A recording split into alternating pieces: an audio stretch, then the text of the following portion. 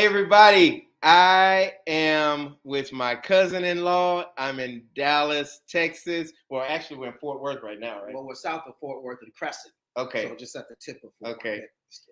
Worth. Ruben has gotten me addicted to something, cigars, and he just bought me another cigar. Guys, look at this. And we have been hanging out ever since I've been here. I have 9 more days before I go to the Dominican Republic, but I want to introduce you guys to Ruben, man. Thanks so much for being on the channel, man. Appreciate you, man. Yeah. So it's gonna be an awesome topic because I run into African people and they're so nice and especially Nigerians. But I always run into Nigerians and they're so serious, and some of them just really just kind of like come out and say what they have to say. African people are like upfront. You guys are upfront. Are we upfront? You don't think you have noticed that y'all guys are like upfront and whatever's on y'all mind, y'all say it. I mean, you might. Well, it depends maybe on the country. On the country, like yeah. Yeah. So I'm gonna send a couple shout outs real quick. Walk on. What's up, brother? Says good evening. I'm African, and this is a great topic, man. What part of Africa? You're from what? So I'm from country of Chad, so Central Africa. Mm-hmm. So you have Libya to the north. We have Sudan, the Central African Republic. You're right next to Nigeria. Yeah, so we have Cameroon, Nigeria, and Mali, which is up there. So Cool, man. So I'm excited. It's gonna be a lot of people on the live. Hey, everybody, I'm gonna send a couple shout outs. Favar, what's going on? Sweetheart, it's always good to see you on the channel. Pimp Boy, it's always good to see you. Coach, what's up, bro? Happy Sunday. Happy Sunday to everybody. 9 days, I will be back. Dominga is counting down the days. She said 9 days, baby. So, Christy, what's going on, sweetheart? Yeah, what's that? It's a long intro. Oh, yeah. Yeah, it is a long intro, man. I like it, though. Everybody. Matt, what's going on, man? It's always good to see you. I played that intro twice. Y'all give me the thumbs up if y'all can hear me all right. I need Botswana. What's up, baby? Botswana. Hey, I was in Zambia. Didn't get a chance to go to Botswana, walk on, but hey, beautiful country from what I've seen. Who's that? Which one? Yeah, right here, walk on. Okay. I'm from Botswana. From Botswana. Africa. Okay, cool. So Tanzania, baby. Oh, Leonard. I see you, Swebe. That's my boy Leonard. I got a story about that's what I know. Yeah. Okay. I'll tell a story about him, man. Cool. Quan, what's going on, man? Carl, what's up, brother? Nigeria, Niger. Yo, wow. Carl, it's always good to see you, brother. I'm gonna get to him. I'm just saying a couple. Dominga, that's my fiance right there. Dominga. Hey, nice to meet you. Yes. Nice to meet you, madam. What's up, baby? Okay. Favar, we make sure you eat. She's from Africa, I think. So we make sure you eat. You guys got some good food. Okay. All right. Is Ruben? Was Ruben raised? Yeah. I can go to that story in a minute. I can condense it if so. JoJo says it sounds like you're more American. Yeah. So you. Yeah, I get that all the time. So you were born in Africa, but when did you move here? Yeah, born in Africa, in Chad. We fled in '79. There was a civil war. We went out to Bangui, Central African Republic. Then we were in West Africa, country of Burkina Faso. My father is a pastor. Friends got together, and so they sent him to the U.S. So I was 4.5 when I came to the U.S. So that's why I got this accent.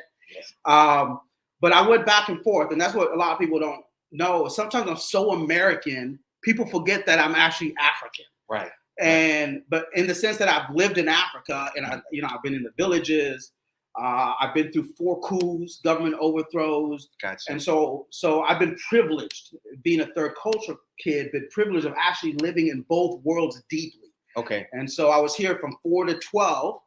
My dad was like, okay, my dad was doing his studies. He said, I'm moving my family back to Chad. So I went back. I did middle school there. So I was there from 12 to 16 years of age. Gotcha. And so that was and I'm glad my dad did, because it really set a root for myself in the country of Chad.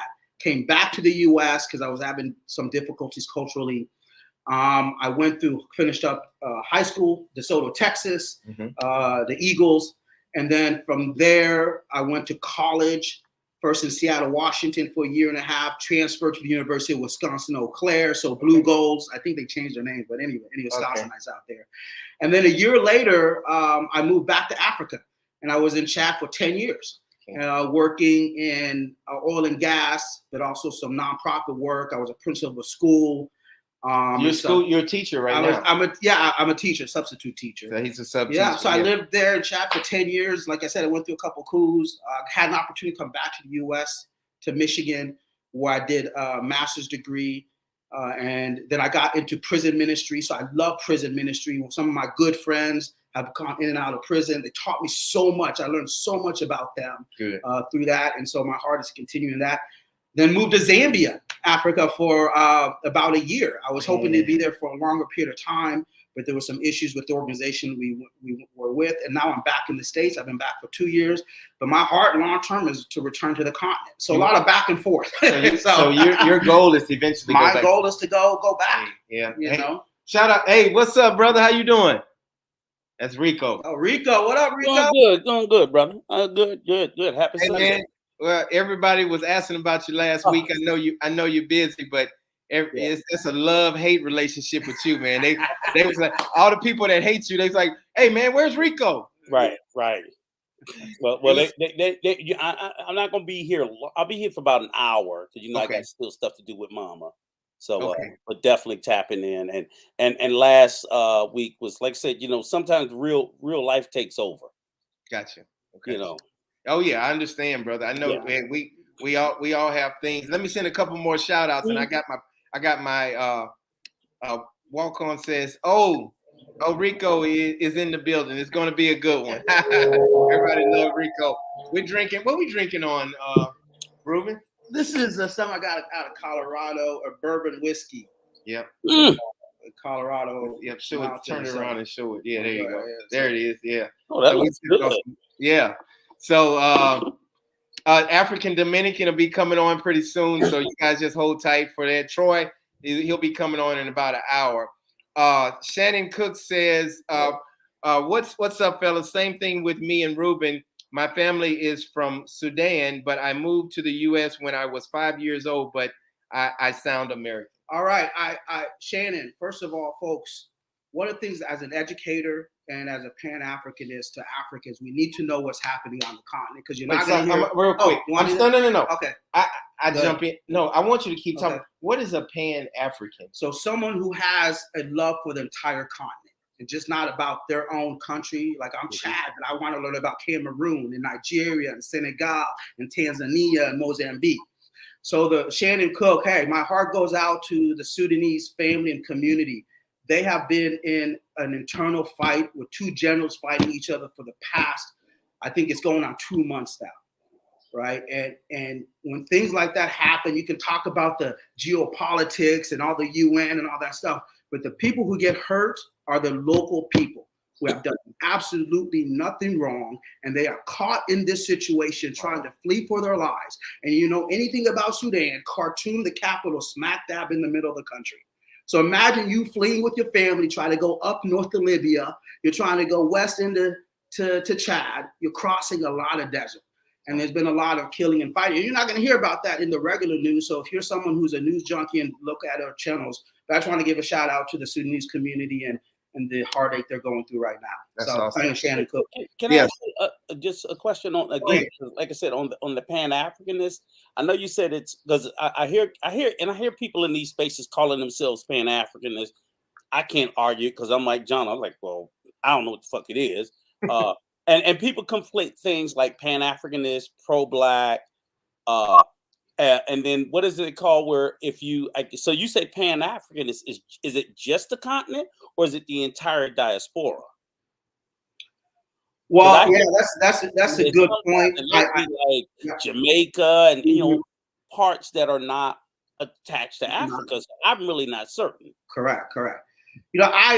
I'm using in this term, the specific as Pan-Africans talk about specifically about the continent, in what the sense I'm using. But I like the point you make. We have a big growing African diaspora outside of the continent, and then on top of that, you have like you talk about Jamaica and maybe the Dominican Republic, the descendants of it. And so So to your point, it can be more incorporative, but we also I like history. So the distinctions of how did we get to where we are. So with those who like truly Haiti, African, right. learning from the African diaspora, and also understanding the descendants of Africans as well. So that's a whole historical language and lineage there, and different levels. So different people, levels.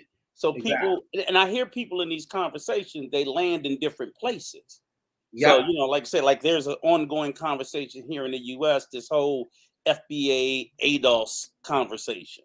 Mm-hmm. And I hear that that's around Black people in, you know, descendants of, you know, chattel slavery here in America, Mm-hmm. where there's at the same time that you hear in these conversations, conversations around unity, but then there's also conversations where people we're within the diaspora, people are clearly delineating between, oh, I'm this, but I'm not this. Mm-hmm.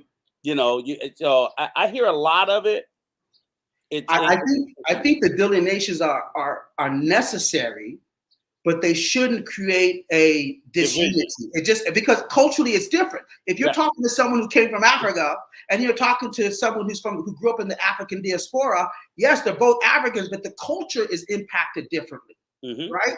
So I think you need to recognize that. But then how then do we use that to our advantage, both for education, for business initiatives, for political things, for entrepreneurship, and that's what we need to have the discussions. Awesome. Hey, we got African Dominican that just came in. Thank you for that. Yes. Mm-hmm. Man, that's a great question, Rico. Hey, sweetheart, how you doing, African Dominican? I'm doing great, Coach John. How are you doing? I'm good. I'm so excited about this topic. I have my first. Rico just asked a question. I have a question for Ruben.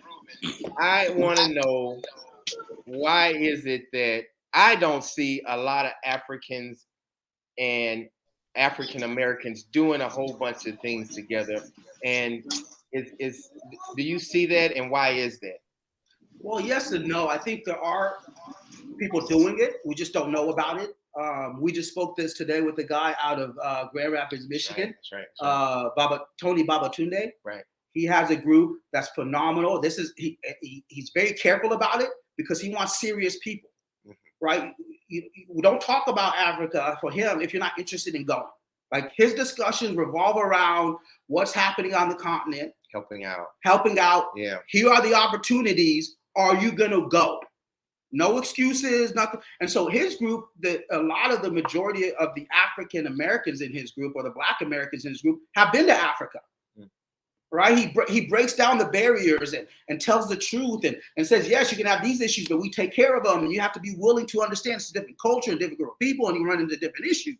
But are you willing to step on the continent and not simply just wear the chain about it? So I love his group because we meet every Thursday and I think every Saturday to talk about opportunities happening on the continent, and to have people who've been there, Black Americans, say, this was my experience.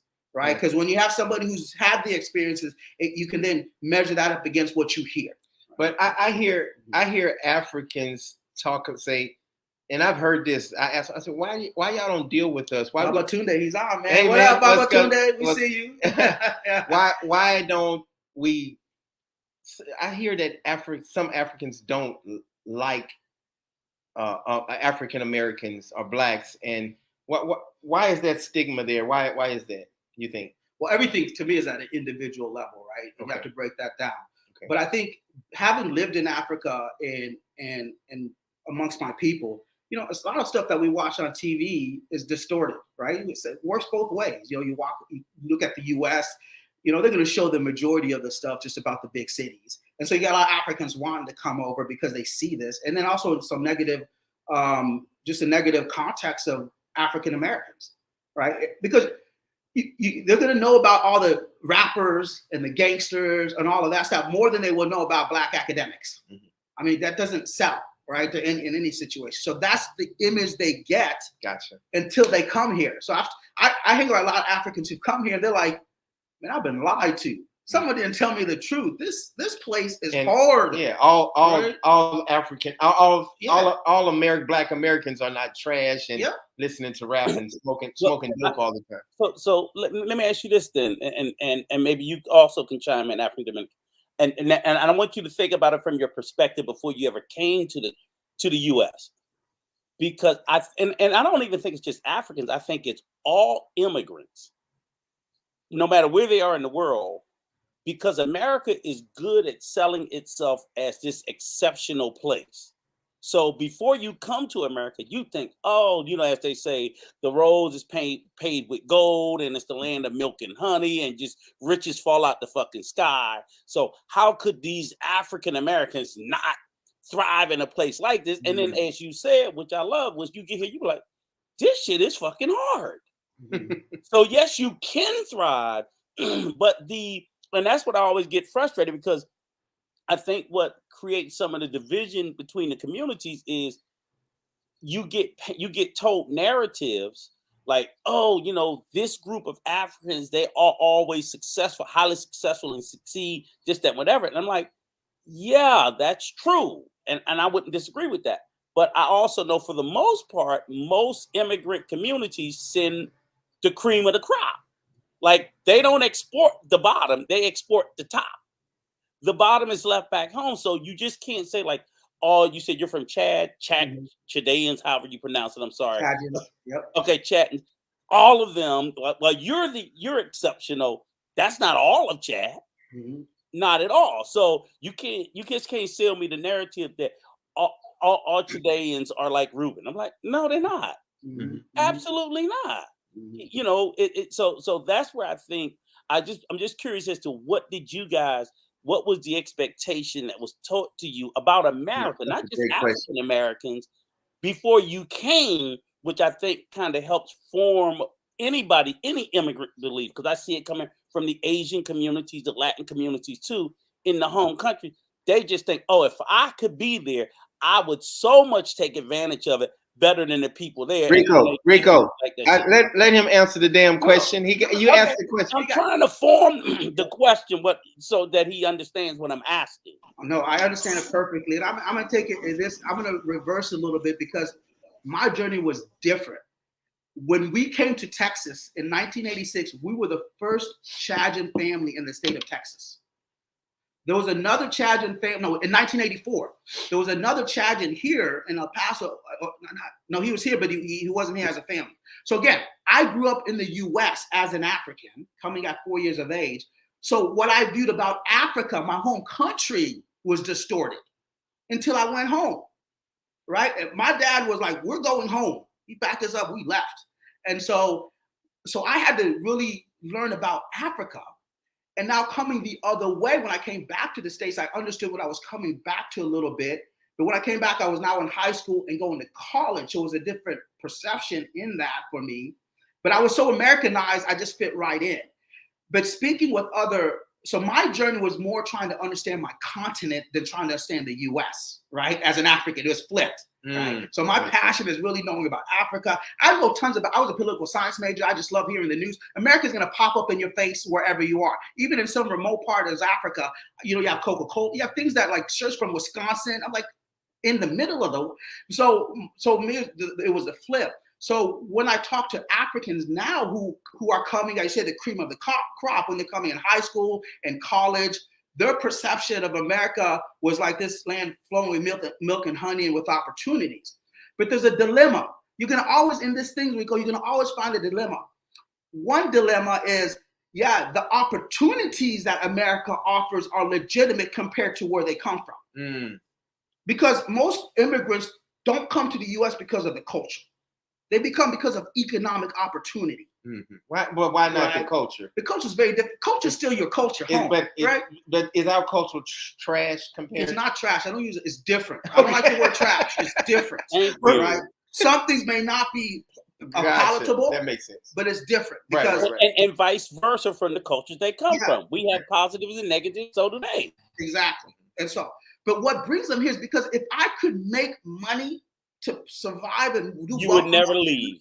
Why would I? This to your point, Rico. The Africans who are here, if you're a wealthy African, you're not living in America. You're living home and you're flying to the U.S. for vacation. Thank you. The ones who are living here is because they cannot They come here, they establish their businesses, their careers, whatever, so they can live. Gotcha. If they could be wealthy enough to live at home and then come for vacation, they would do that. A lot of Dominicans do that in the Dominican Republic. They're wealthy. Yeah. So wealthy. That's what Right. he's talking about.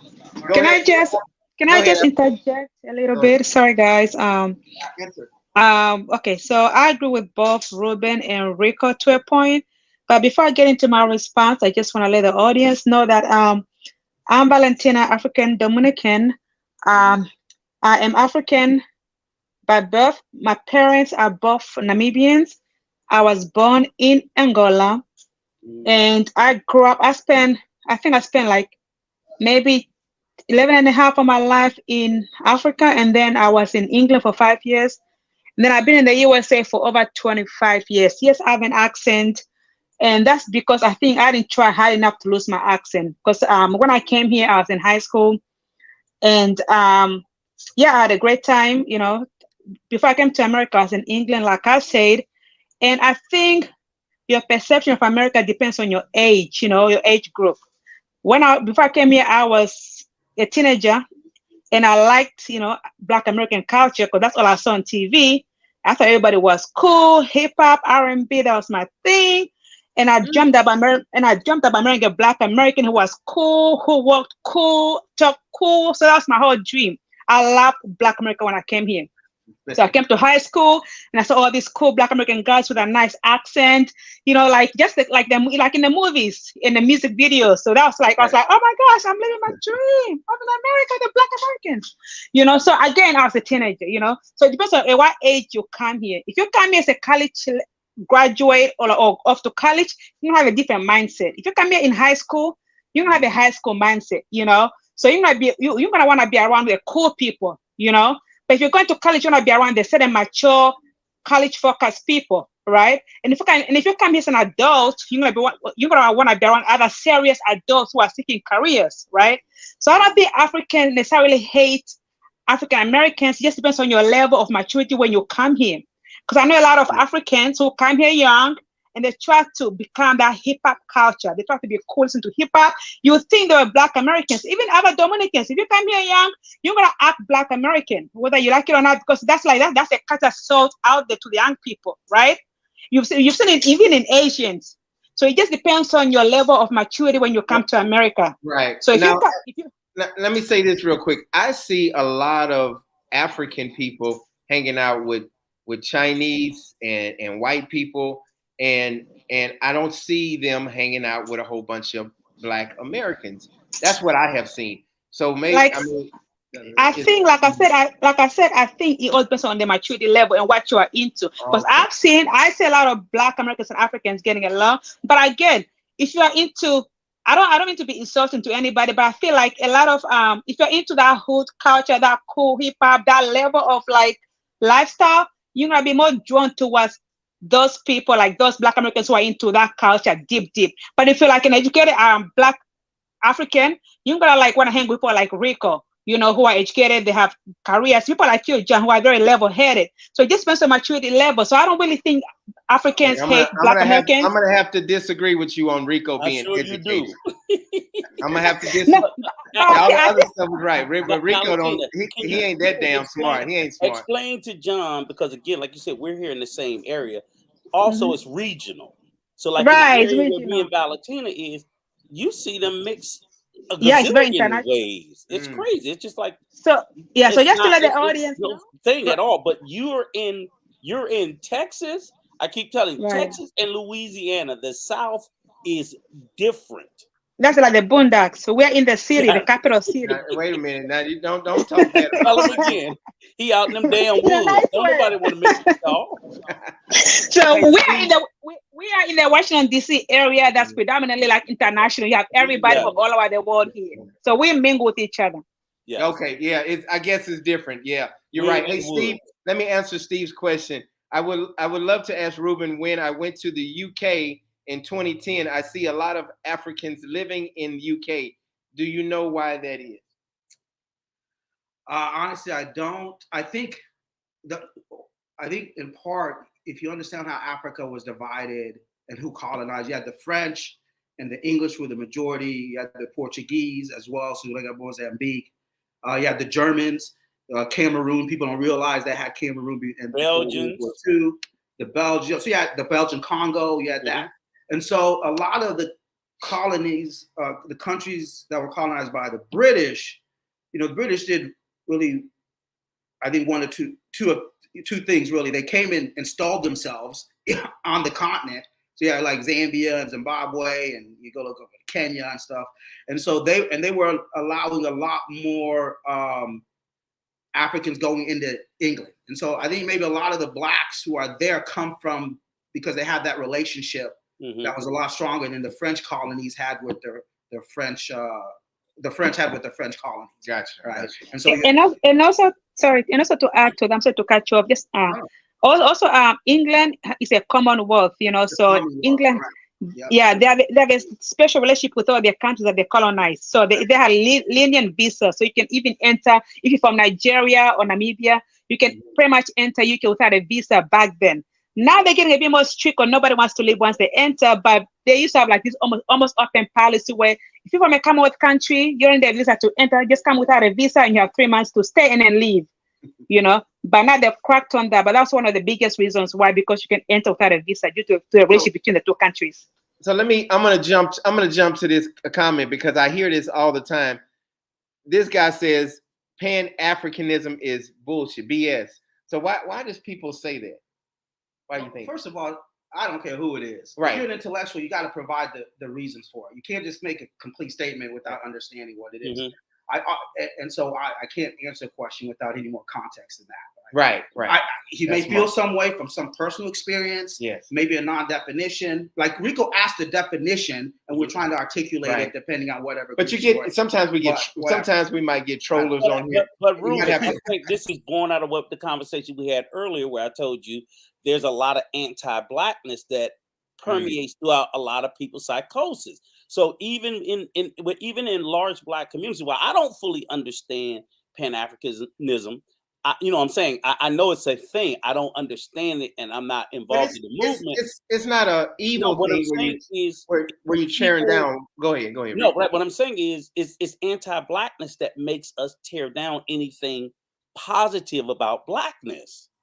So even within black people, they don't want to be associated with it. Oh, that's that big boogly shit. You hear even within black communities, people who will speak out against positive black movement. Non-black people already think it's bullshit because they're white and they're Asian and whatever, and they don't care.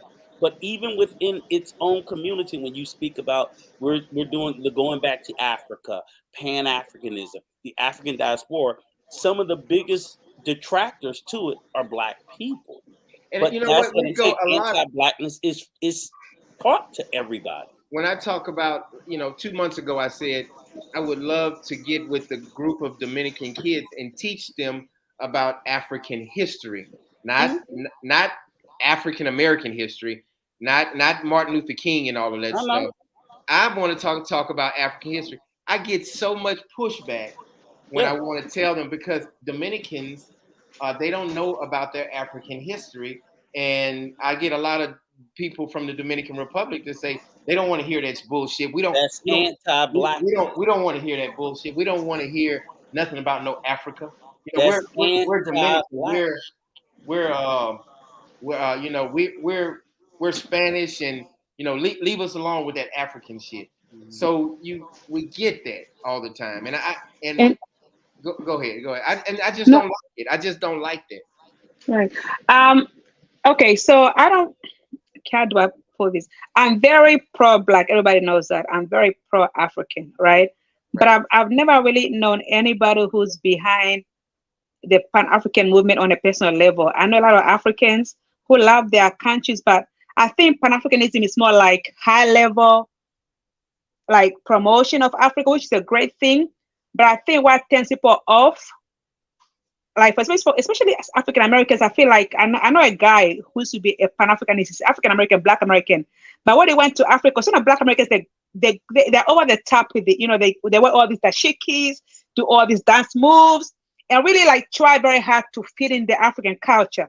And they got to Africa, and then everybody just chill with their Africanness, right? And I think that disappoints them. Like, hey, I thought I have this African culture thing going. I have my clothing, I have my dance moves, but it's like they go to Africa and be like, okay, who are you? So they come back disappointed, like, I'm not accepted by Africans, But I feel like Pan Africanism is more, I don't say over the top, but I just feel like people have a misunderstanding of what it should be. I think it should be like a humble movement that should be promoting Africa, not like not like overselling Africa to a point people get the wrong image about Africa. Okay, so he's saying, so this is, and people got the right to voice their opinion.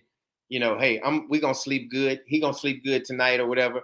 But he says Pan Africanism started in America, not Africa. It started from African American. Well, doesn't mean anything. That doesn't mean right. Go ahead. I think that ignorance is not stupidity. There's a difference. You're ignorant too, man. Right. Ignorance. This is what I tell them. When someone says you're ignorant, it's just you just don't know. I've been ignorant about the African continent for so many years, and I lived there. It doesn't mean I'm stupid about it. It's just simply I'm learning. And as we have conversations and interact and articulate, then okay, I've been mistaken, I've been corrected. But also, you learn from other places, right? Just because you're from one place, what philosophies, for example, South America, you look at South Africa, the Black Consciousness movement from Stephen Biko, right? Mm-hmm. People took from that. And then you ask him, and he said he took certain philosophies from other people and brought that together, develop his or her philosophy, right? That's how. But let me ask you a question: Does Pan-Africanism like tear down like white people or no? No. What is Pan-African? We're gonna get to it. We're good. But I mean, and that's what makes the conversation interesting because you get people like that. Yeah. But what is Pan-African? What are you thriving for? I mean, I'm asking you, what is the purpose for Pan-Africanism? Well, I think for me it's really understanding, like you said, 54 countries, understanding what are the advantages that each of the countries in Africa have. What's the history of that, right? What kind of business opportunities exist there now? What kind of issues are taking place now? I saw somebody mentions they have the best friend from Senegal. Right. Well, do you know what's happening in Senegal right now with the elections and issues happening? There were people killed today because of riots, right? Nigeria, the same thing. So it's being informed. It's being a collaborative individual. It's engaging with other Africans outside of just a group of people. But it has nothing to do with tearing anybody down. No, it has anything with building people up, building Africans up. And also, and also you can love Africa and be pro-Africa without being part of the Pan-African movement. To me that's as good as being a political movement on its own. But it's not necessarily a political movement. But personally, I don't like to be part of I don't like to be a groupie. I love Africa, I support Africa, and I promote Africa, but I'll never be a Pan-Africanist, so to speak, in that title. What's the reason, if you don't mind me asking? I don't know, because I feel like there's different definitions for it. Me personally, I'd rather just be called a pro-African, or just I'm a pro-African diaspora. I like to promote everything that's African descended, like Dominican Republic, you can be Colombia, like not just strictly African focused, but I like to promote the black people of African origin. But I don't want to be grouped in this Pan-Africanism because of the stigma that it has to different people. And I think because of that, the message gets lost. But see, I don't understand the stigma, and I don't think everybody should be a Pan-Africanist, but I think that there's certainly a need and a space for Pan-Africanists. I think for me, not being one is they teach, you learn. So that's why I don't understand why people have a problem with it, because I've learned more about Africa from Pan-Africanists than I have from anywhere else. Because I don't see a lot of other, ideologies out there pushing about. So like even like with you, right, Valentina, you may promote, most other African organizations promote country specific. Namibia, if I'm saying, I don't make sure I'm saying it correct, or Chileans, it'll be an organization promoting Chad or Kenya or Zimbabwe. But Pan-Africanists, as Ruben said earlier, they speak about the continent as a whole. So I think, like I said, if I want to go to the continent and I have no idea where I want to go, if I speak to just Valentina, she may, preference a country but my better choice might be any of the other 54 countries. So I don't see anything negative about it. I did right about Pan African. That's Right. what I'm saying. But I do see Like, as a political, I'm Valentino. I'm actually understanding from like a political standpoint when you use that term, the political connotation it carries. I see what she's saying. Gotcha. If you're looking at that level, so I can understand that, and so so it's not, to me, it's not an either or. It's a both hand. I can live in both. I can live as a pro-African. I just live as a person who's going to point out both. If I talk about pro-Africa, I'm talking about the good things and I'm talking about the bad things. Because there's a guy by the name of Kemi Seba. He is born in France, lives in Benin, and people may feel, he speaks French, and people may feel like what about him. But the one thing I appreciate about him, as much as he calls out France for the things they have done in Africa, he calls out Africans for the things they have not done. Or the governments or the people, because it takes two to dance. And he doesn't mess words. He was kicked out of Senegal. He was in prison in Senegal. A lot of African leaders don't. So when he says I'm pro-Africa, I cannot pretend when things are not going well and my own people are a part of it. We can't just wash our hands of it, because in order for things to change, we have to talk about the good and the bad. I like that. and I agree with that. Even me as being a pro-African, a pro-African diaspora, everybody knows that I don't miss my words. When I see wrong, I call out wrong. So like I said, I just don't want to be termed Pan-Africanism just because of that political stigma that it has. But anybody now knows me, I love Africa and I don't like the way governments run in Africa. I'm for the people, but I just don't want to be under that umbrella of Pan-Africanism, because I feel like that's a bit too radical for me. But I rather be at a level where it's like it's acceptable. Even the person who may not want to associate with Pan-Africanism, if they say, "Oh, Valentina is a pro-African," it's like innocent way of like promoting Africa without like kicking anybody off. Right. In a way, Well, shout out, hey Troy, man, what's going on, brother? Shout out Hey, to you. what's up, man? I'm sorry, I'm late.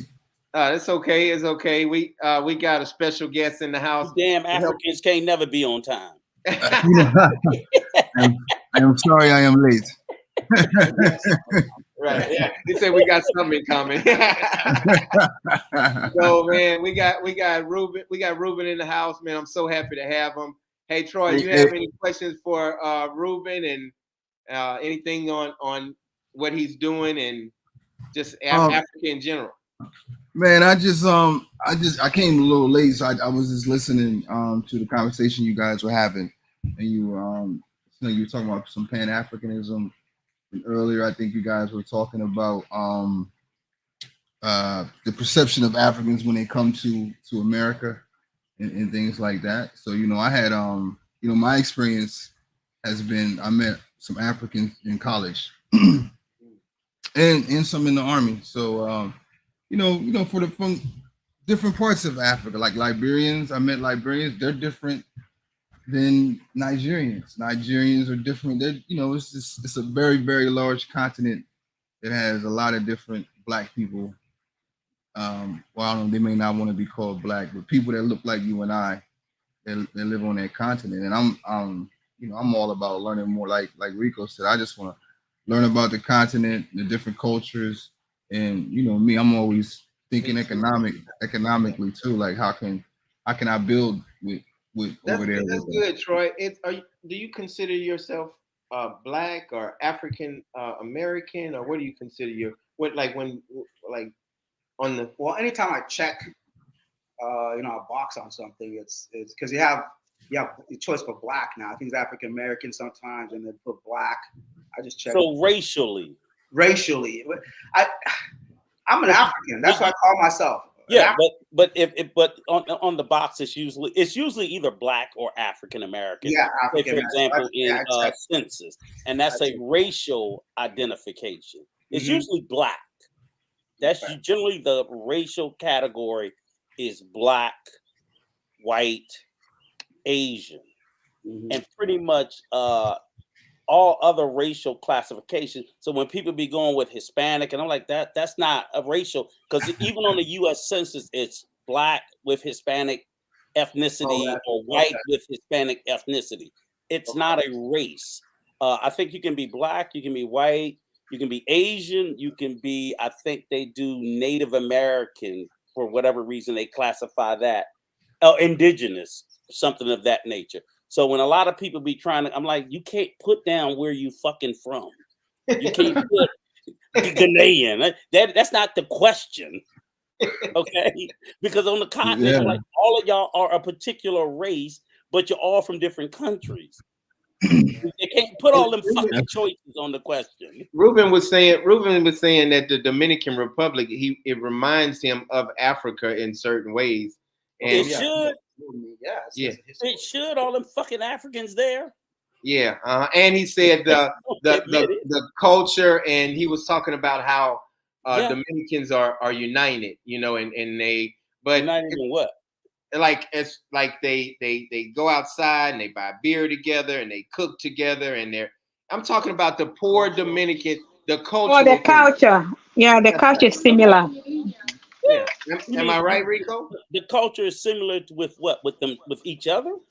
Right. Yes. Yeah, I would agree with that, but I think that's most countries. The problem is, like America is such a multicultural country.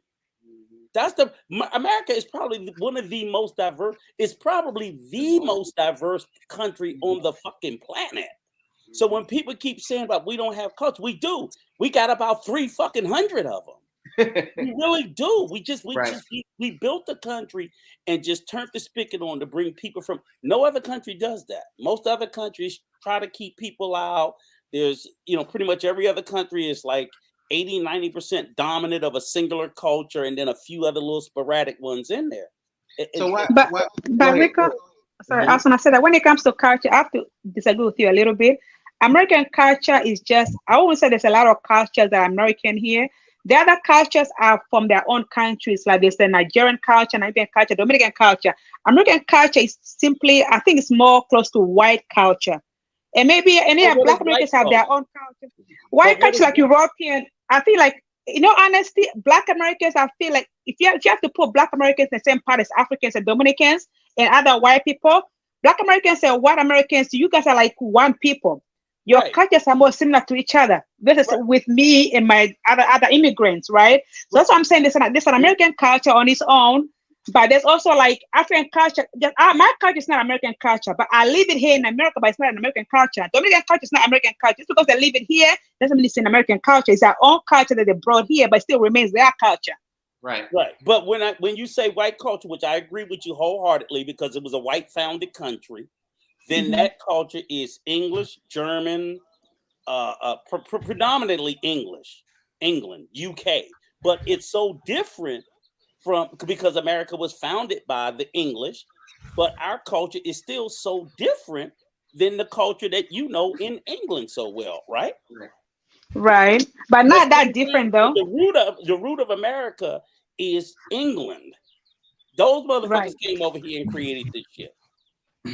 But look at how we are. We're still white, but it's not English. It's English. Let me say this. When I was coming up, I grew up as a Catholic, and my mom put me in a private Catholic school. My mom and dad, and 4, 5, 6, 7, 8 years old, the nuns would come in there and teach us, and they would always tell us, "You guys are so blessed." Y'all Black people, it was only like 4 or 5 Blacks in there, and we save y'all from Africa. Oh man, Africa, and that's how. Coming up as a Catholic, they would always say, "We save y'all." African people, they eat people, they eat other people, they're very nasty, and you have to thank Jesus that we save you all from Africa, because now you can live a good life, because those people eat people, they're the devil. And the white nuns and priests used to tell us that Jesus saved us from Africa. And it stuck with me until I found out later on that these people were lying to us. They were Dude, that's some coon ass mess you talking about. And that's it, coon. That's right. But that's what we were taught in Louisiana. We were taught that, Rico. We were taught that African Dominican in Louisiana. And my mom, if I came home and said that, my mom would have been at that school so fast. But yeah, the old Chevette. Shoot, they pulled up. paid. We paid. My parents paid to go to a private. Oh my school. God, you was paying to hear that. Oh They Lord, hear that, and I that's was double worse. we were taught that Jesus saved us from Africa, and so anyway. Now, I ain't never in my life heard no shit like that. well, that's hey, you come in Louisiana, you got all kinds of all kinds. Yo, You know what? Speaking about that, that's really terrible. But it's like I feel like a lot of other like Black Americans who are very anti-African, anti-Black. I feel like they feel in a way to be blessed that they were born and raised in America versus in Africa. Mm-hmm. So in a way, like yeah, the white person did a number on your mentality and your view of Africa. But I feel like even up to now, some Black Americans look at Africa and be like, yo, slavery was terrible for the slaves, but to them it's like a blessing in disguise because they don't have to suffer Africa's stigma of today, if you know what I mean. Now listen to this. Yeah, I'm going to I read. agree with that. I agree with that. That there are some. I'll be honest with you. There are African countries that I'm glad I'm not in currently. Right. I mean, I don't think those are African. There's certain African countries, you know, that you can say that about the United States. You can say that about the United States too. No, I couldn't. Yes, no, I couldn't. There's Go no to comparison, John. So let me drop you off in Chicago in the heart with I don't give a shit. I'll take Chicago over some of those African countries. You full of shit. You full of shit. Ruben, will you explain to him that what's going on over there? Okay. And I'm not saying the troubles of some of the places is what Ruben was saying earlier about Sudan. It's not the people, it's the people in power. Mm-hmm. That's the problem. Let me say this. Them are forever. Why is it because of that? So Ruben has not said anything wrong or evil or anything, but this guy is just trying to prove his point. If it was not for African Americans, a lot of y'all won't be over here, never to get what we fought for y'all for, to come over here. And when y'all thought y'all were better than us, that's called jealousy, hatred. What is he talking about? Do you understand what he's talking about? Man, I'm not here to get into verbal engagements. This is about learning about each other and learning and parsing out these particular issues. That's what we're doing, right? Because if you talk about Black individuals, there's history behind it. Mm-hmm. Right? So we're pulling these different experiences together to understand the positives and the negatives, the ups and downs, the triumphs and the travails of our situation, right? And then to take those things and articulate how can we better live our individual lives and better represent our individual cultures and that better represents us as Black people. That's what we're trying to do here, right?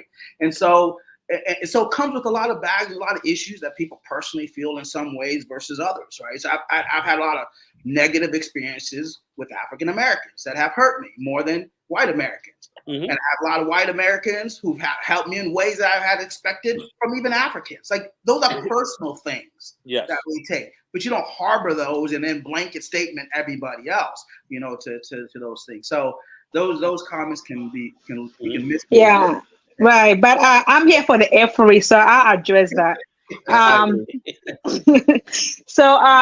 You know, I recently heard a podcast where this African guy, he's Nigerian, his name is Kiari Truth, and this Black American guy, you know, and the thing did come up saying that Black Africans think they're better than Black Americans, and that we are in competition with Black Americans, and that we are jealous of them.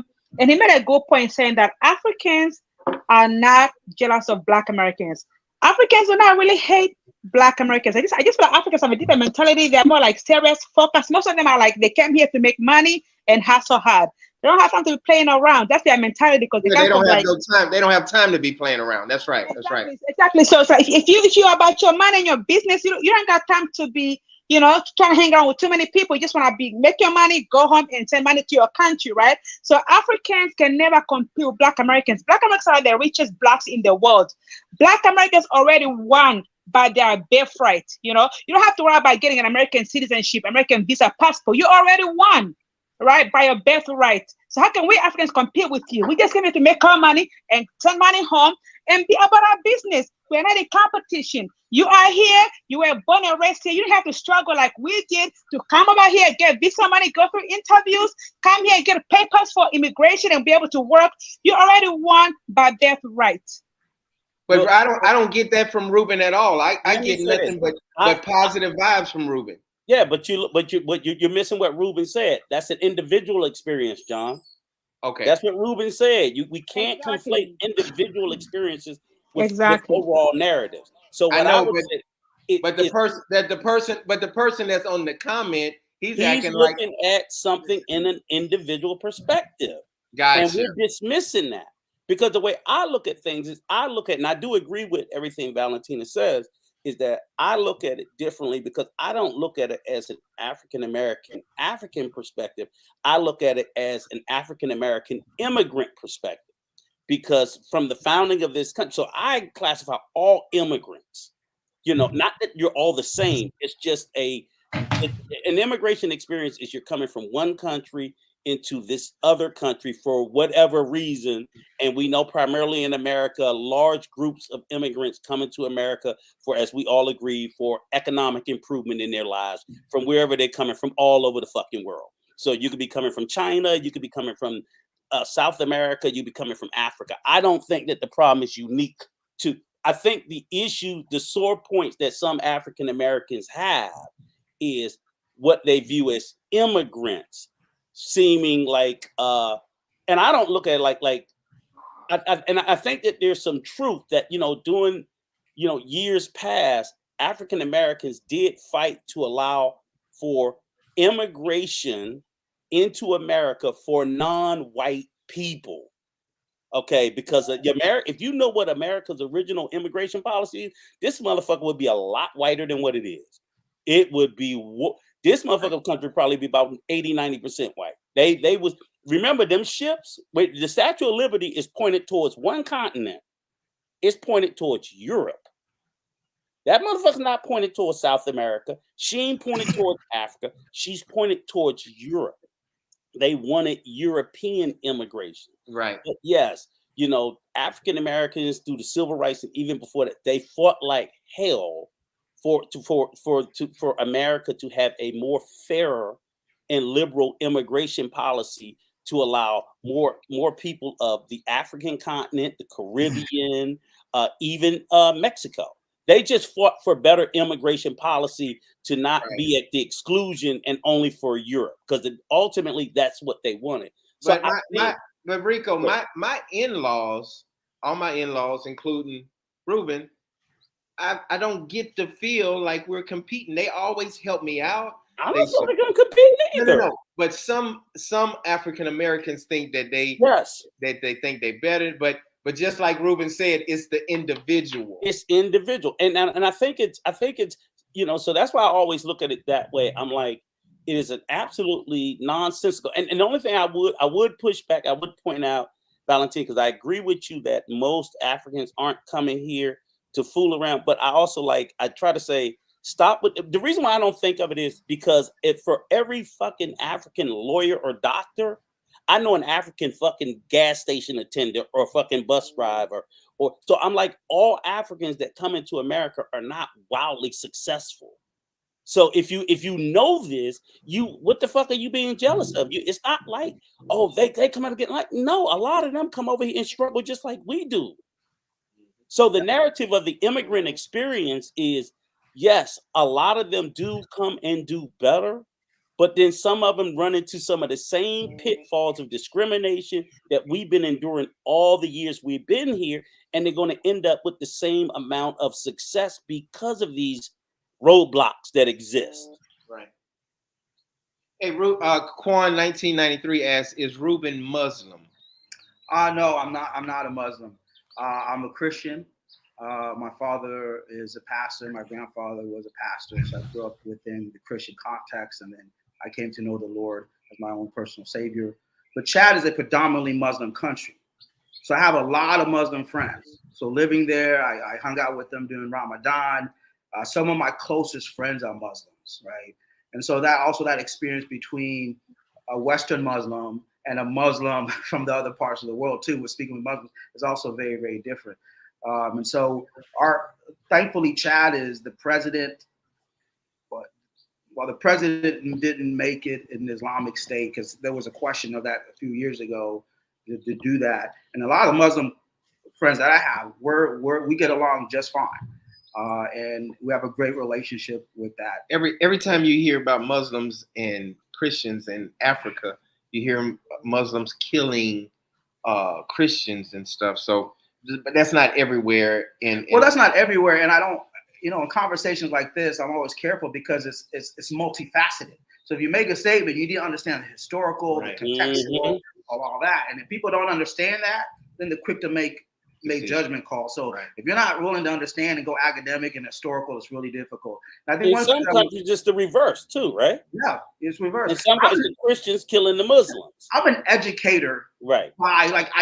When I hear something, I try to understand everything what was said, what was the historical things that impacted all of that, and that takes time to look into. But also, I think when you talked about there's places in Africa that you wouldn't go. Yeah, there's places in Africa I wouldn't go because thank you, Ruben. It's not. Thank you, Ruben. It's not because it's not because of. It's because of just human conditions. Sometimes I'm not going to fly into a war situation. But I was telling Rico that it's some places in the United States that you can't go. Also, here's this. Can I answer maybe a little bit of distinction? I was reading this article one time, and it talked about Chad, and a very funny article, and it said Chad is for the hardcore. So I'm just saying, like countries like Zambia is Africa for the beginner. If you're first time on the continent, I would say go to Ghana, go to Zambia, go to maybe Kenya. There's nowhere in God's green earth I would tell you to come to Chad, because Chad requires a little bit of having been in Africa, understanding it, but it's very different than Zambia. So one of the things also you have to know regionally, because you have West Africa, you have Southern Africa, you have East Africa. Those regions are also different culturally and all that. So you need North Africa. Yeah, North Africa, the background. What are the situations, both economically, the both socially, politically, security wise, things of that nature. So I'm not asking people to set aside the pro-Africa or pan-African thing, and then I'm going to set that aside and fly right into Sudan. Now that's crazy. Like unless you're military or take your ass to Chicago right now because you're take your ass to Chicago. Yeah, that you got to take your ass to Chicago. Yeah. You talking about me, Rico? Yeah, I'm talking about you. And that's what I was trying to tell. I'm like, dude, there are some places there. Hell no. We know that, Rico, but you act like no, everything. You brought up Chicago. Okay, I'll go to Chicago. You go to Sudan. Let's see who come home first. What? Okay. That don't make no sense, man. Okay. You don't know what you're talking about, man. Oh yeah, I do. No. Yeah, I do. You just act. You act like the United States is the best place in the world. No.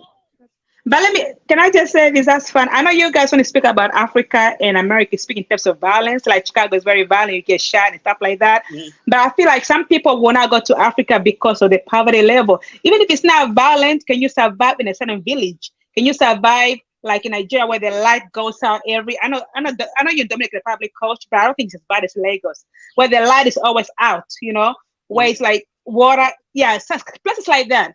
If you can survive, because you don't have that in America. In America, you always have your lights on, your water is mostly running all the time. You don't have to go to the bush to make your business. So so it's not just about violence, it's also about like the lifestyle. Can you survive in that kind of lifestyle? Exactly. I could walk through Africa with no problem. Through all parts of Africa. Ruben, talk to him, Ruben. Troy, man, I'm from Louisiana. I'm about it. Oh, you Tarzan?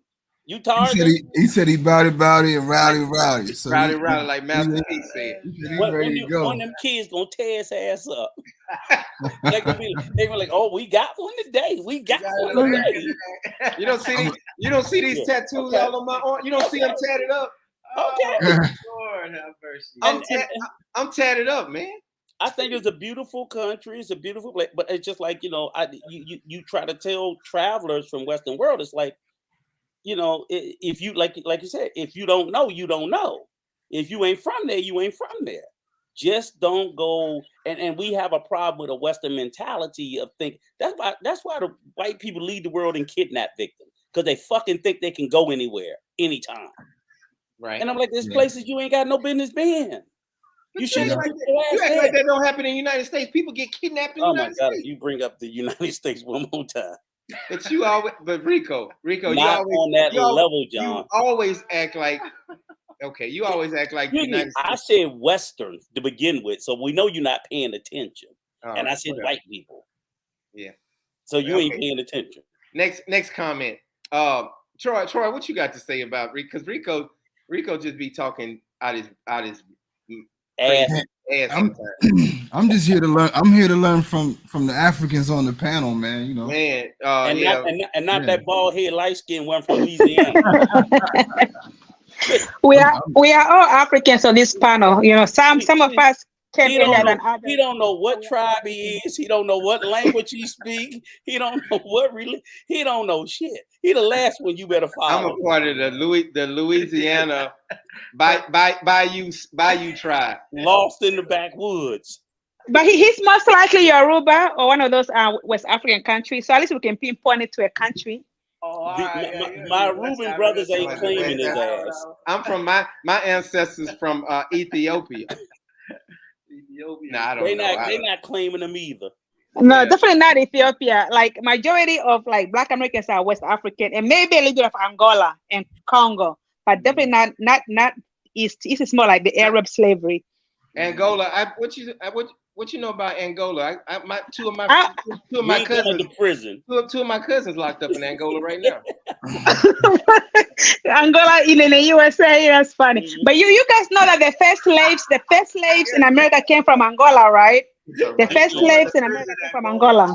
Get it out. Yes. So why did it? So why is Angola? Why is called Angola prison in Louisiana? Why? Because they done locked up all them niggas there. Oh, Because we gonna make it look like Angola. yes. Anyway, I've never been there. That's a good question. I've never been to Angola. So, Yeah. I don't know. I was born in Angola and I've been to Angola as well. And there's a town in America called Angola as well. And Angola is where the first slaves came from. So I think that's why it has that. Yeah. So Black Americans are definitely Angola, Congo, West Africa. That's like where you guys are from. Yeah, and even I guess you guys know the history a little bit of Liberia, right? How that came about after the slave. You know, you look at the flag of Liberia. It's got the stripes and it got the one star, right? And so, as fascinating. Sometimes I talk to African Americans and they don't that link is not there, right? They don't understand. I know about Liberia. Yeah, so no Liberia. And so the conflict that happened there, because I remember being in Chad and we were watching some of the conflict happening when Samuel Doe came into power. I think it was 1980 or 1981, because he was the first African from the lineage of African descendants to be president after Liberia was created, and the descendants of the returning slaves were always in power up to that point. So it's really fascinating, just from a historical understanding, how that relationship took place in that one country, as an example of right. And right, and I think people watching this need to understand. You made a very good point, Ruben. Liberia, it's a country that was created by America to bring back the Black Americans back to Africa. Yeah. So Liberia was not there before. It was specifically a Black American country. So those were all former slaves who were brought back from America to Africa. And they created a country for them called Liberia. And I think there were a few indigenous people, but most of them were Black Americans, or maybe they mixed them up. I don't know. But definitely it's a created country. Carl says foundational Black Americans is what he is referring to. And I agree with Carl. Yeah. So, yeah. Next comment. Haitian Gunman says Haiti is one of the only countries in the Caribbean that fully embrace African culture. Even Jamaica doesn't embrace African culture. Wow. I think Tony, if you're on there, make a comment. Tony's wife is from Jamaica, so Tony, if you Tony, if you want to come in, you can. But that's I believe that because Haitians really do embrace Africa and African but I would culture. think for Jamaica, that's because isn't Jamaica was a Commonwealth of England? Yeah.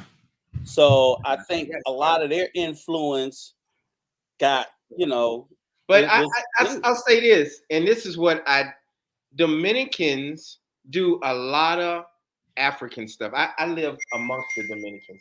And I go to these different places and they do these rituals. Some people call it voodoo, but all these people are Dominican and they're tapping on the drums and it feels, I've never been to Africa, but it feels like I'm in Africa but it's a lot of Haitians that don't talk about, not Haitians, a lot of Dominicans that don't talk about that Dominican African culture there, and I see it everywhere in the Dominican Republic. But but people like, hey, don't talk about that. Stop talking about that. That's called anti-blackness.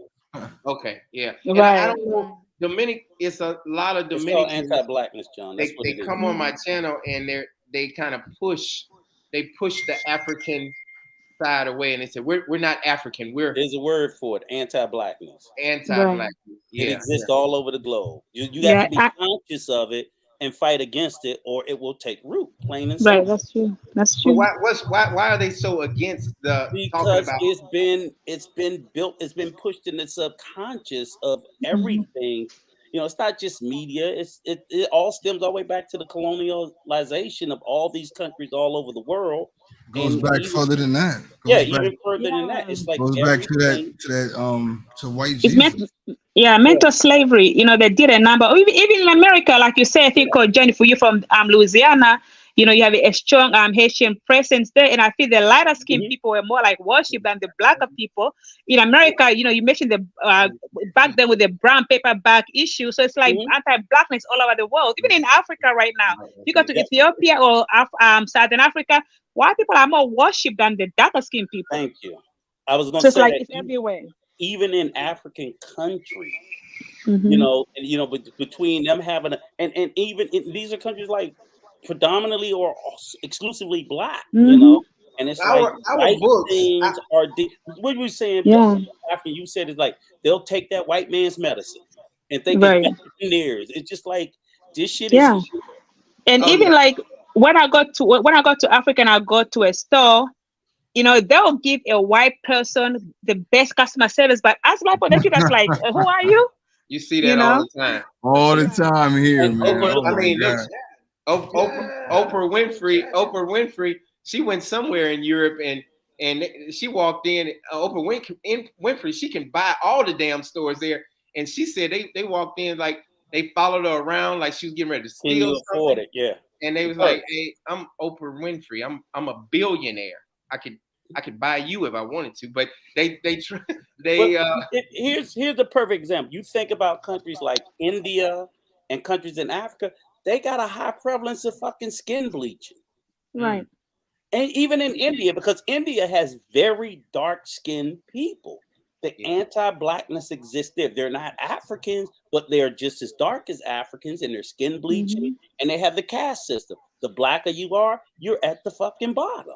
they've never in the Dominican Republic. They've never had a dark skinned Miss Dominican ever. I looked it up, and it's They never. probably never will. Yeah, and that's crazy. Like they have so many beautiful Dominican, African It's in Dominican. here. It's Yeah. all Right. in here. They Yeah. can't see that beauty because it's in here. Where's he at? Right And here. also, somebody, one of the Dominicans I follow on YouTube, you know, he made a very good point. It's not just yes, it's anti-blackness, but I feel like a lot of the times it's people just don't love who they are. You know, because like if it's not your skin color, it's your body shape. You have a lot of women getting BBLs, you know, fake booties, right? So it's like, you know, everybody's trying to change who they are somehow. You know, skin bleaching, changing the shape of your fair body, smaller waist, big butt, because people are just not happy with who they are. And You John, know, you asked about the DR.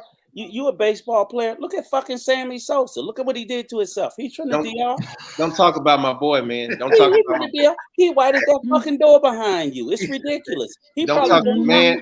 I know Sammy. I know Sammy I Sosa. don't give a shit. That fool done bleached himself to death. One of the and best baseball players ever, man. That fucking roid head. Get the fuck out I'm of not here. gonna. I'm not even gonna let Michael you. Jackson, I'm not even, gonna let you sit on my panel talking bad about okay. Sammy Sosa. even Michael That Jackson, you white know, man. his face I white can't and talk then about that white man. they change their nose, make their nose straighter, and pretend they have skin problems.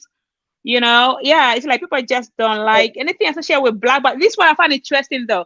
they may not like the black skin, but they like the black shape. People try to Sure. look like a black woman with big booties and big hips, but they just don't like the skin color. But But when African you see African people when already you have big booties and big But I'm and saying, like, yeah, other non-Africans, they're really trying to look like a black woman by, making their no, bodies bigger and bigger lips and smaller waist. That's like more like an African shape.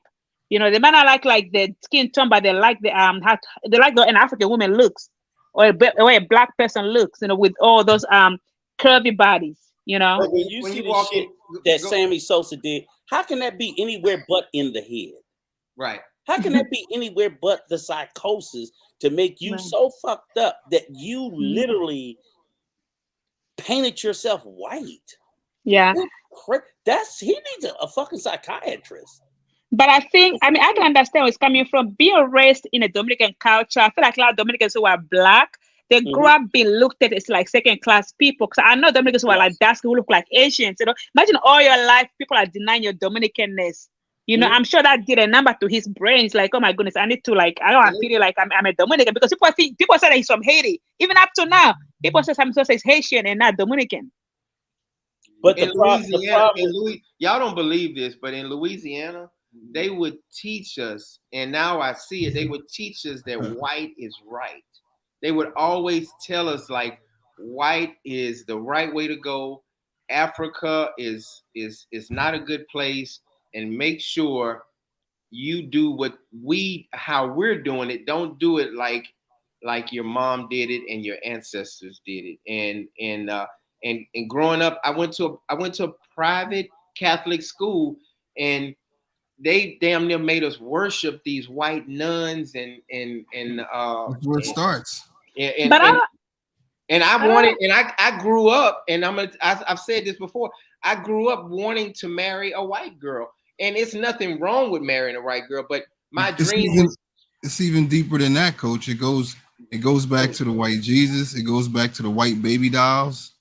right. You, right. you give some little black girls sometimes if you do like a test on little black children and you ask them which doll do they want to pick out of you put a black doll, a white doll, and maybe even an Asian doll. I don't know. And even the black children won't even pick the black doll mm-mm.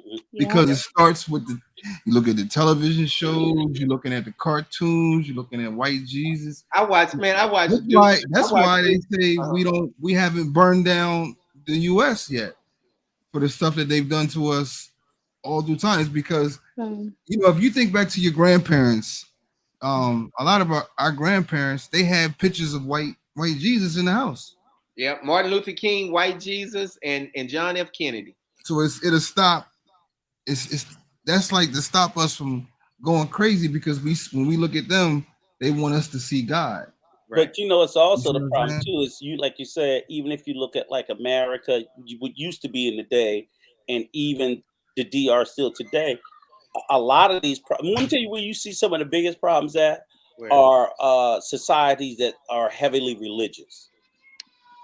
Shout out to Very DMR. Shout out to them. heavily religious societies are the most fucked in the head. So if you go to societies that are like pretty much secular, where like very few people are religious, they have fewer problems.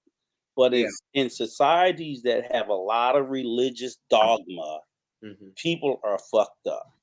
Like the Dominican Republic is Yeah, is very religious.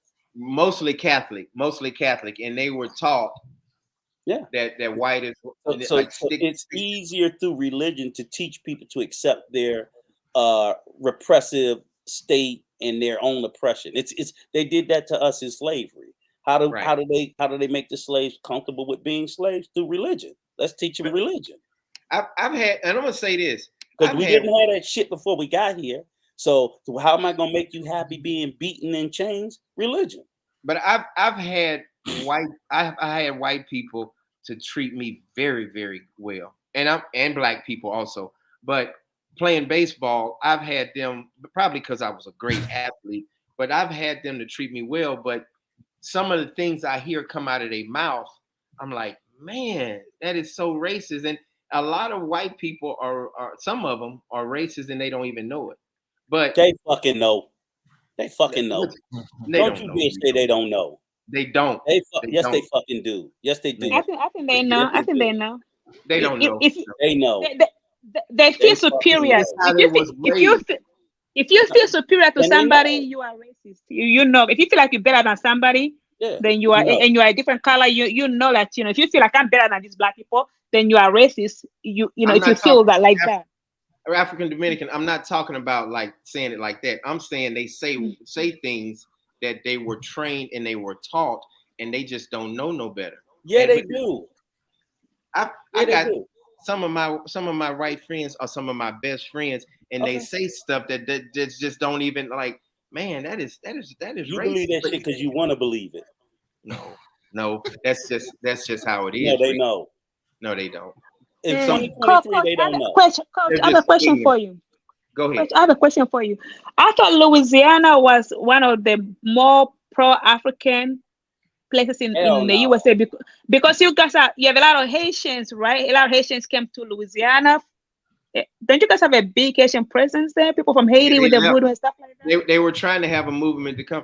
We almost had a Ku Klux Klanman become the governor of Louisiana. A Ku Klux Klan will have one become. Yeah. It what is Edwards? No, So which David so which Duke that almost won. so which state has a lot of Haitian presence and with the voodoo? The one that almost There's a lot of them in Florida and Miami. Yeah, but that's not a huge Haitian population. Let me I'll say this. Let me say this real quick. Haitian gunman, he would agree with me. We Louisiana people, we call ourselves Creole. They say because my dad, we Creole. But I talked to a Haitian in the Dominican Republic and I said, "Hey man, I'm Creole." And he said, "What?" I said, "Yeah, I'm Creole. I'm from Louisiana." He said, "You Creole?" He said, "Creole is a language." And I was like, "No, man, I'm telling you, all my people, I'm from the sticks in Louisiana. I'm Creole. I'm Cajun Creole." He was like, "Get your coon ass out of here." Right. And that's how they are. So anyway, and Haitian Gumman can probably comment on that. Creole is a African Dominican. Creole is a person in Louisiana, and in Haiti, Creole is a language. So people look at me crazy when I say I'm Creole. They like, "You Creole? You ain't." Yeah, I just thought you guys had a connection, like a history between Haiti and people from Louisiana. Because of the which state has a lot of voodoo in it? They said that which state went underwater. Like had a big was it hurricane? Or was it where the whole city got wiped out? Oh yeah, that was Katrina. That was Katrina. Yeah, Katrina. So Katrina was not in Louisiana. I'm forgetting. Where was that? Louisiana, but we don't have a whole bunch of Haitians in Louisiana. Oh, okay. Yeah, but we do have Haitians, but that's mostly in Florida. What's up, DMR? What's going on, brother? Hey, John, how you doing? DMR, How y'all doing? I'm good, man. We enjoy. Yeah, man, we enjoying Ruben, man. He's really educating us on certain things we haven't. I'm learning too from you guys. This has been good hearing the conversation about Dominican Republic Creole and all that. Right. Something I never knew that. Yeah. So but have you ever heard of somebody said they were Creole? No. Never really in Louisiana, we say, Troy, go ahead, man. You laughing at me? You making fun of me, man? No, I just like because I'm just picturing you having that conversation with the Haitian and telling them you're Creole. You know what I'm saying? They look at me like, man, you from Louisiana? You from the United States? You don't even know what Creole is. Mm-hmm. But yes, I mean, but like when I think in America, Creole is like sauces and like like it's culture. It's more like culture and like I guess like you're mixed with a whole bunch of stuff. And like isn't it I try to be cool. French? I didn't mean to cut you off. I try to be cool with the Haitians, and I used to. Nah, you thought you was down. You thought I'm Creole. I'm Creole. They were like, man, you don't. Yeah, I love Haitians. I love. Listen, you gotta tell them you Zoe. I'm what? That. I'm just saying I'm Zoe. What does that mean? You trying to get me killed? Nah, I'm putting you D. Like when you see the Haitians to say what up, Zoe. What up, Zoe? What is that? What does that mean? Just trust me. Just you good. Just I got it. That's like Kello K. Yeah. Just say you see the Haitian. Just be like Tefouet. or just be All saying right. nah, like nah boule. Just you gotta see you gotta mix with the Haitians, man. I know you. And African Dominicans, yes, the French is there. That's probably what we have in common. We a lot of Cajun people speak French, so yeah, it is some Creole there, but they're mainly in Florida. So where did you guys get the voodoo from? Because like, why is it that that's the main state or area in the U.S. that has the most voodoo? I think everything's come from Africa. I think everything comes from Africa because even with the Dominicans, they do, and I see it and I video it. I'm gonna keep videoing it. Dominicans, light skinned Dominicans, dark skinned Dominicans, they they do African stuff in the Dominican Republic. They do it Yeah, all the time. They yeah, they they do. go I What's the believe that. African I've stuff seen it. that they do? Like Yeah, From a yeah, it's historical like a yeah. I believe it. I've seen it. I've seen it. Yeah. Yeah, because from a historical standpoint, I had to teach this in one of my classes, and there's this great video that definitely I would love maybe to post in your thing is what they did with the slave ships through the years and how quickly it went. People don't forget it wasn't like Africa and then to the continental U.S. No, Africa down to the Caribbean islands and then up. So that's why you have a lot of that. A lot of slaves were sold in that part of the Western Hemisphere as well. And so we forget that there's that African presence within that whole entire area as well. And then once the slave trade, you had a lot of Africans. The slaves in America, they started to continue to breed them because when slavery or the slaves started slowing down and then slavery ended, you still had to keep slavery going. DMR, go ahead, comment on, man. We having a great conversation about just learning stuff. I'm so happy to have Ruben here, man. You got any questions for Ruben or any comments? Well, I don't have any questions, but this whole thing about denying the African side is crazy. I mean, I've seen it down DR. I've been down DR. But see, here's the thing that people got to understand. When you in DR, they might not consider themselves black per se. But when they come to America and they in a car and the police stop that car, they not gonna say, "Oh, he's Dominican." They don't do that, That's right. right? So this is what we gotta convey to our Dominican brothers and sisters. Look, y'all not no different than us over here. Right. Y'all may think you different in Dominican Republic, right? But when you come to this joint here, it's real. It's Black. serious. You black, just like us. Okay? Yeah. Right. For example, Amadou Delalo got cut down in the Bronx, right? Mm-hmm. The police didn't ask him in that vestibule, are you African? Are you like African American? That didn't happen. Where was he from, They, DMR? Where was he from? it was from, I think, no, from Africa. I think he was from Gambia or something like that, Senegal. But he got executed in the Bronx. Okay, Oh yeah, he was an African immigrant. Okay, the police didn't stop and say, "Oh, excuse me, are you African American?" No, they didn't do that. So these are brothers and sisters from the Caribbean got to be taught. Look, y'all may do that in DR, but when you come here, it's a whole different ball game. Mm-hmm. That's right. We in this thing together. Ain't no I'm Dominican. I get so, and that's a great point that you made. And Ruben, I get so much pushback because I talk, even my fiance, and they're light skinned, whatever, and her daughter Soul, I teach her like about her African roots, and then I get so much pushback sometimes on my channel, be like, man, stop trying to tell Dominican people about their African roots. I'm like, why? I'm not talking about Martin Luther King and Malcolm X. I'm talking about, how beautiful our African roots are. And then I get so much pushback. Like I get comments all the time, and they might even be a comment in a little bit about, man, we Dominicans, stop talking about that African shit over here. Okay, now. Okay, over there it may fly, right? John. Okay, whatever Dominga was taught in her education, I don't know. They wasn't taught about African roots at all. They was only But talking what about I'm the saying is this: it has been embedded in not only Dominga but in other Dominicans. That's what Troy Look, was saying too. Yeah. look, y'all not African. Okay, okay, okay. All right, fine and then. You can't change what Dominga was taught. I mean, no matter how much you say it, right? But here's the thing: when they come here to the Matrix to America, Hmm. it's a wake up call. Y'all look, y'all gotta stay amongst your people because y'all can't go to the white community. They're not gonna step But let in. me let me Okay. ask So let me ask can I? that's you're right. But let me ask Ruben. Did your mindset have to change when you came here?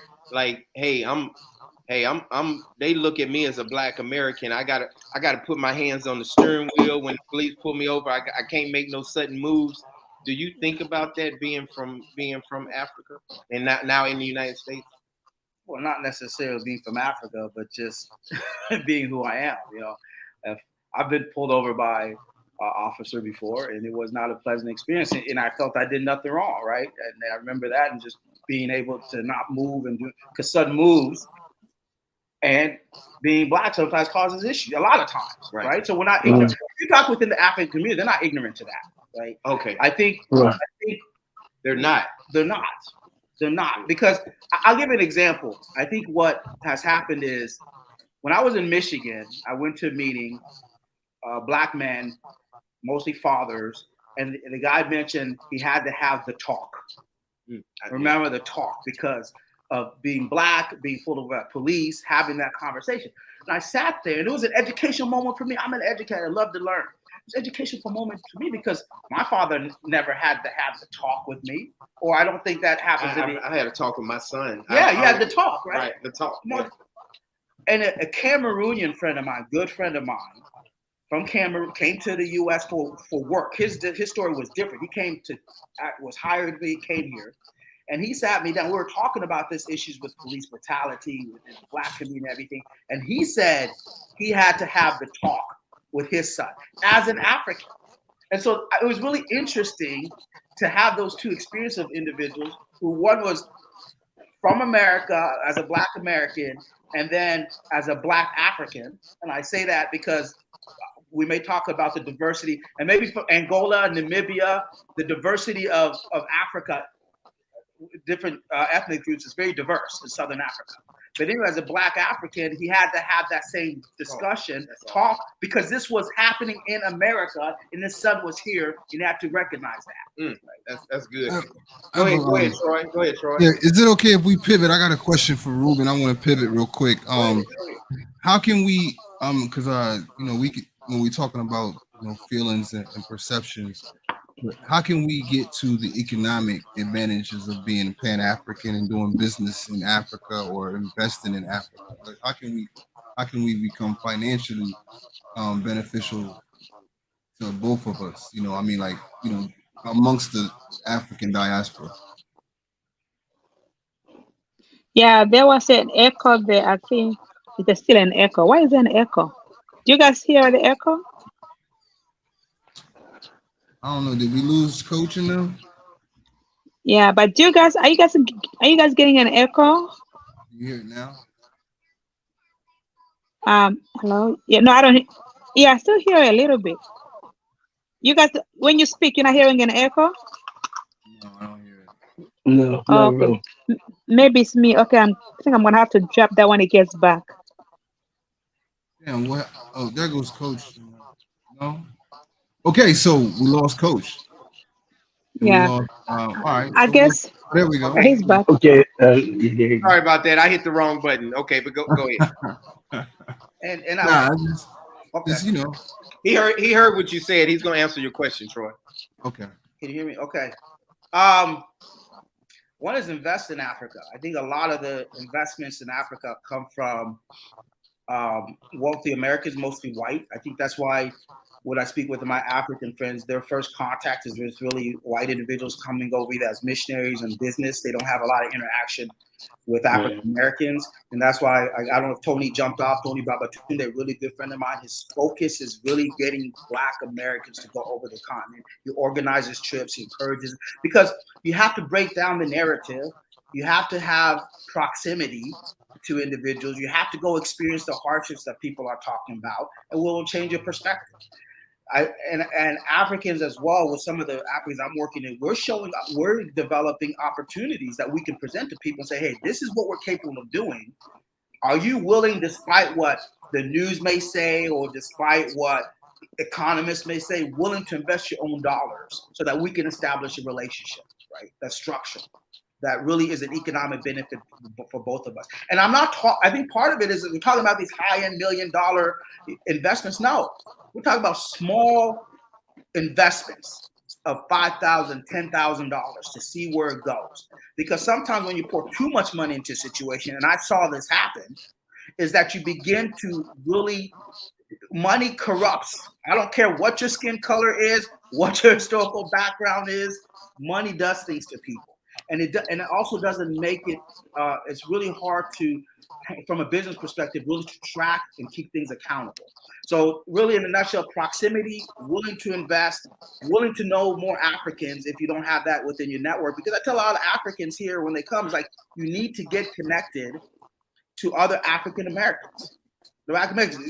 Break down your own stereotypes when you have that opportunity. And the last thing is with technology.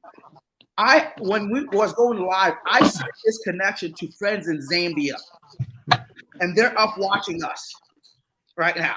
You have people in DR, you have people around the world with the ability of knowledge at your fingertips now.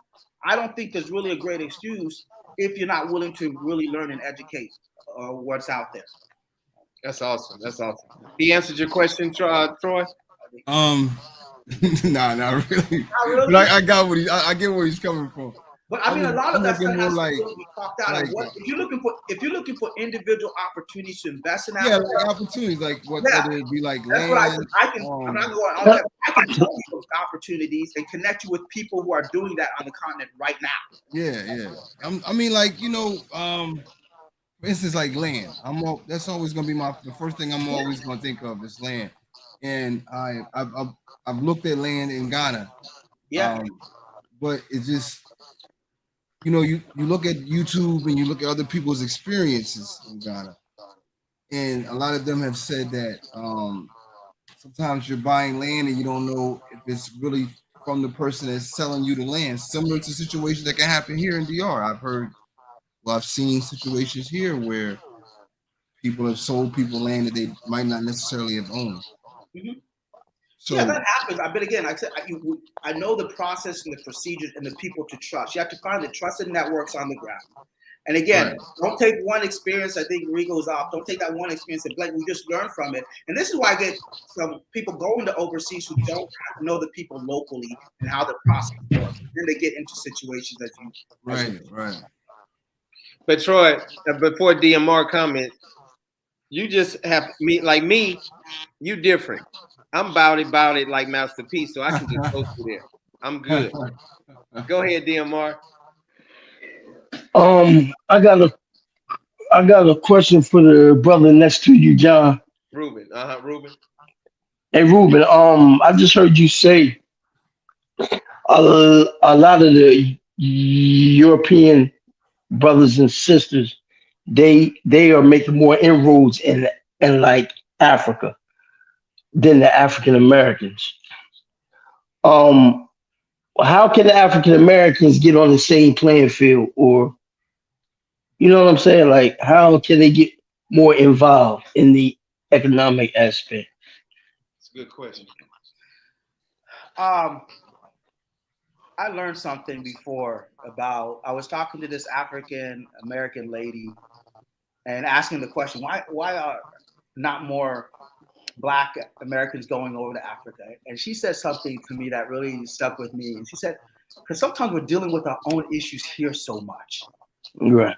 It's not that we don't care. It's not we're ignorant to. We just have so much within our own Black communities that we're trying to handle.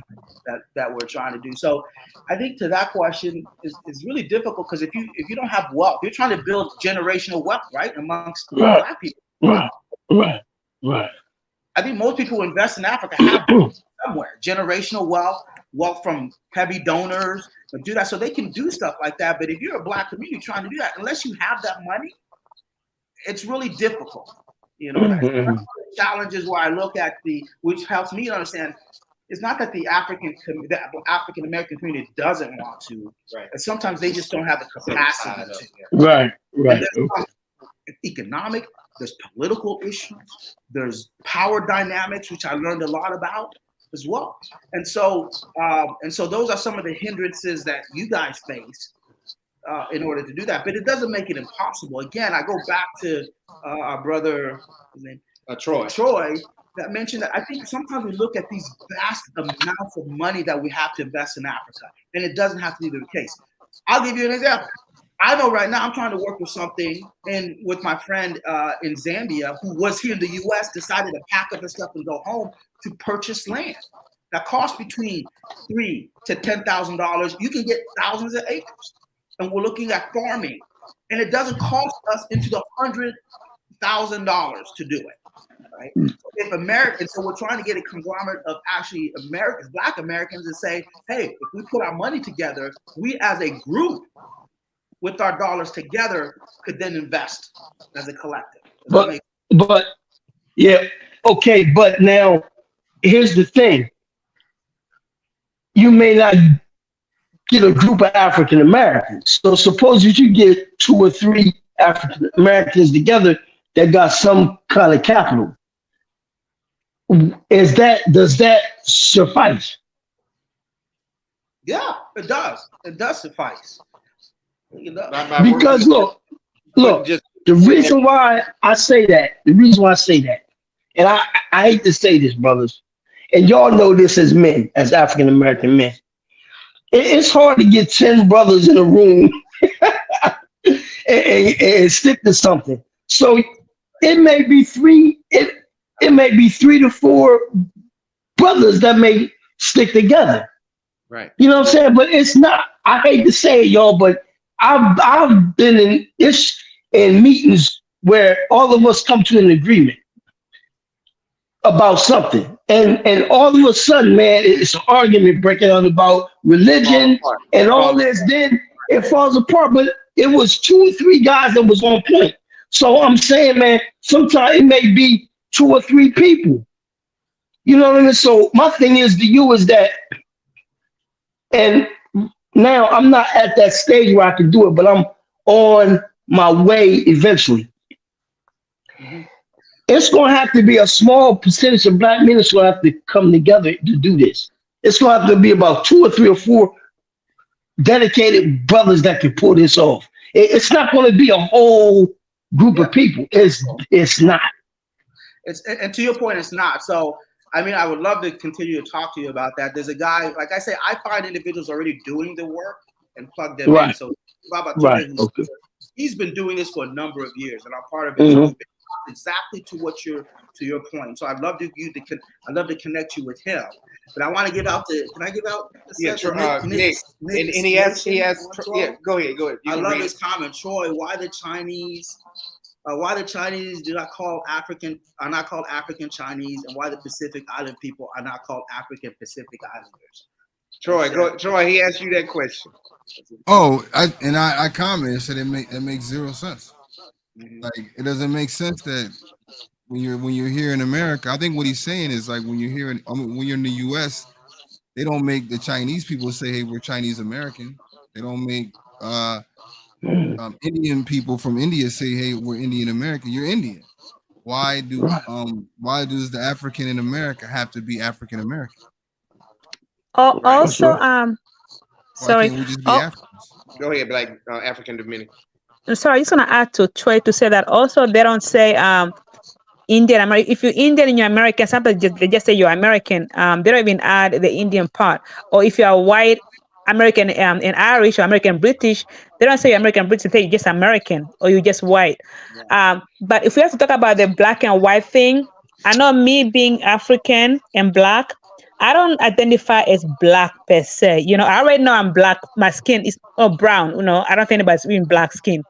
So my thing is Mhm. like when you say you African versus just your skin color, you identify on a deeper level on your identity, right? I know African Americans or Black Americans like to identify by their skin color, but that's that whole mental slavery thing where you minimize your skin color, right? But when you know who you are more than your skin color. Like Dominicans, before I didn't agree with them so much, but now I actually do. When you say I'm Dominican, you're not really saying your skin is not black person. They know their skin is not white for sure. But saying I'm Dominican is a whole identity, right? Saying I'm African, it's a whole identity. But here in America, we know that when people say you are black in America, they don't mean you are African or whatever. They mean you are black American. So as Africans, who we know we are more than just black, we prefer to say we are African and not just I'm black because then you're reducing me to my skin color and I'm not even black. I may be brown. I think So when we nobody's really say black. So when we now I say get it. Saying I'm no, African or Nigerian gives me a deep identity and I'm not reduced to a white man's labeling of me. when we say Let when me we say excuse me. Hey Troy, can I? go ahead, go ahead. Hey, look, I'm gonna tell you about my history a little bit.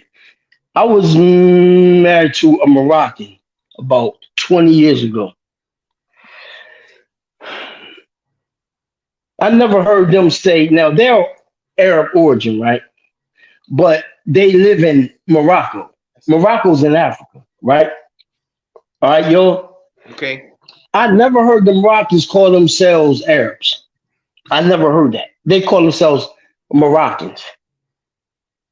So what I'm saying is, African Dominican is right because it's like they are Arab origin, but they don't say Arab origin. They say Moroccan, but they're Arab origin.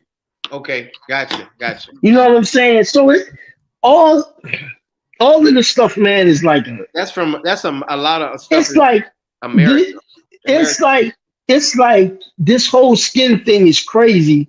It I is. mean, look, man, I love my melanin. I think that's what they call it, melanin.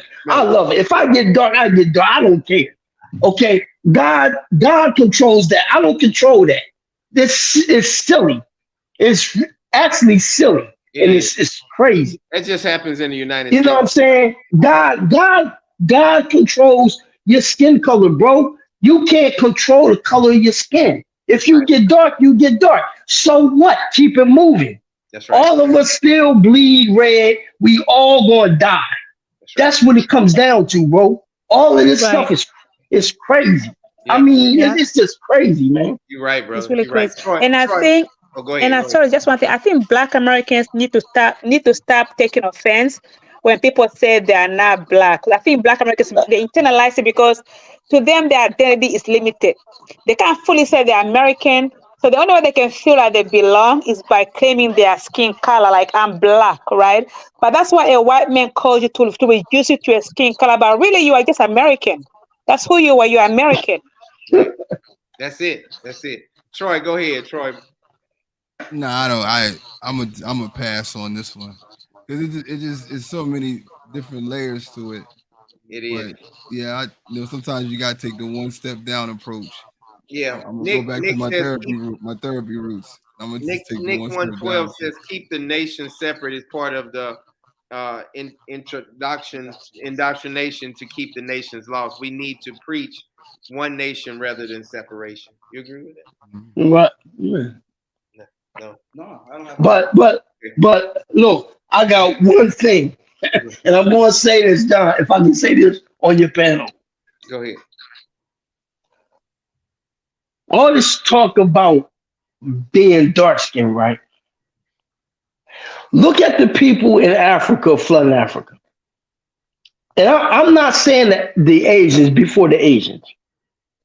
Where do all these people go at from Europe? Think about this. But they are called the uh, cuss words, the arbitrary names of Right. people that are dark skinned. Right. But look where they at. Look, the females they indulge in. Think about that. That's true. Really think about that, yo. Think about all of this stuff. Who you see over there? Who do you see in Africa? Man, just like the guy sent by John. I forgot his name. Sorry, Ruben. It's okay. Ruben. He said it's about the business. They're there in Africa. Why are you there? If we are so inferior, why are you in Africa? Think about that, y'all. Right.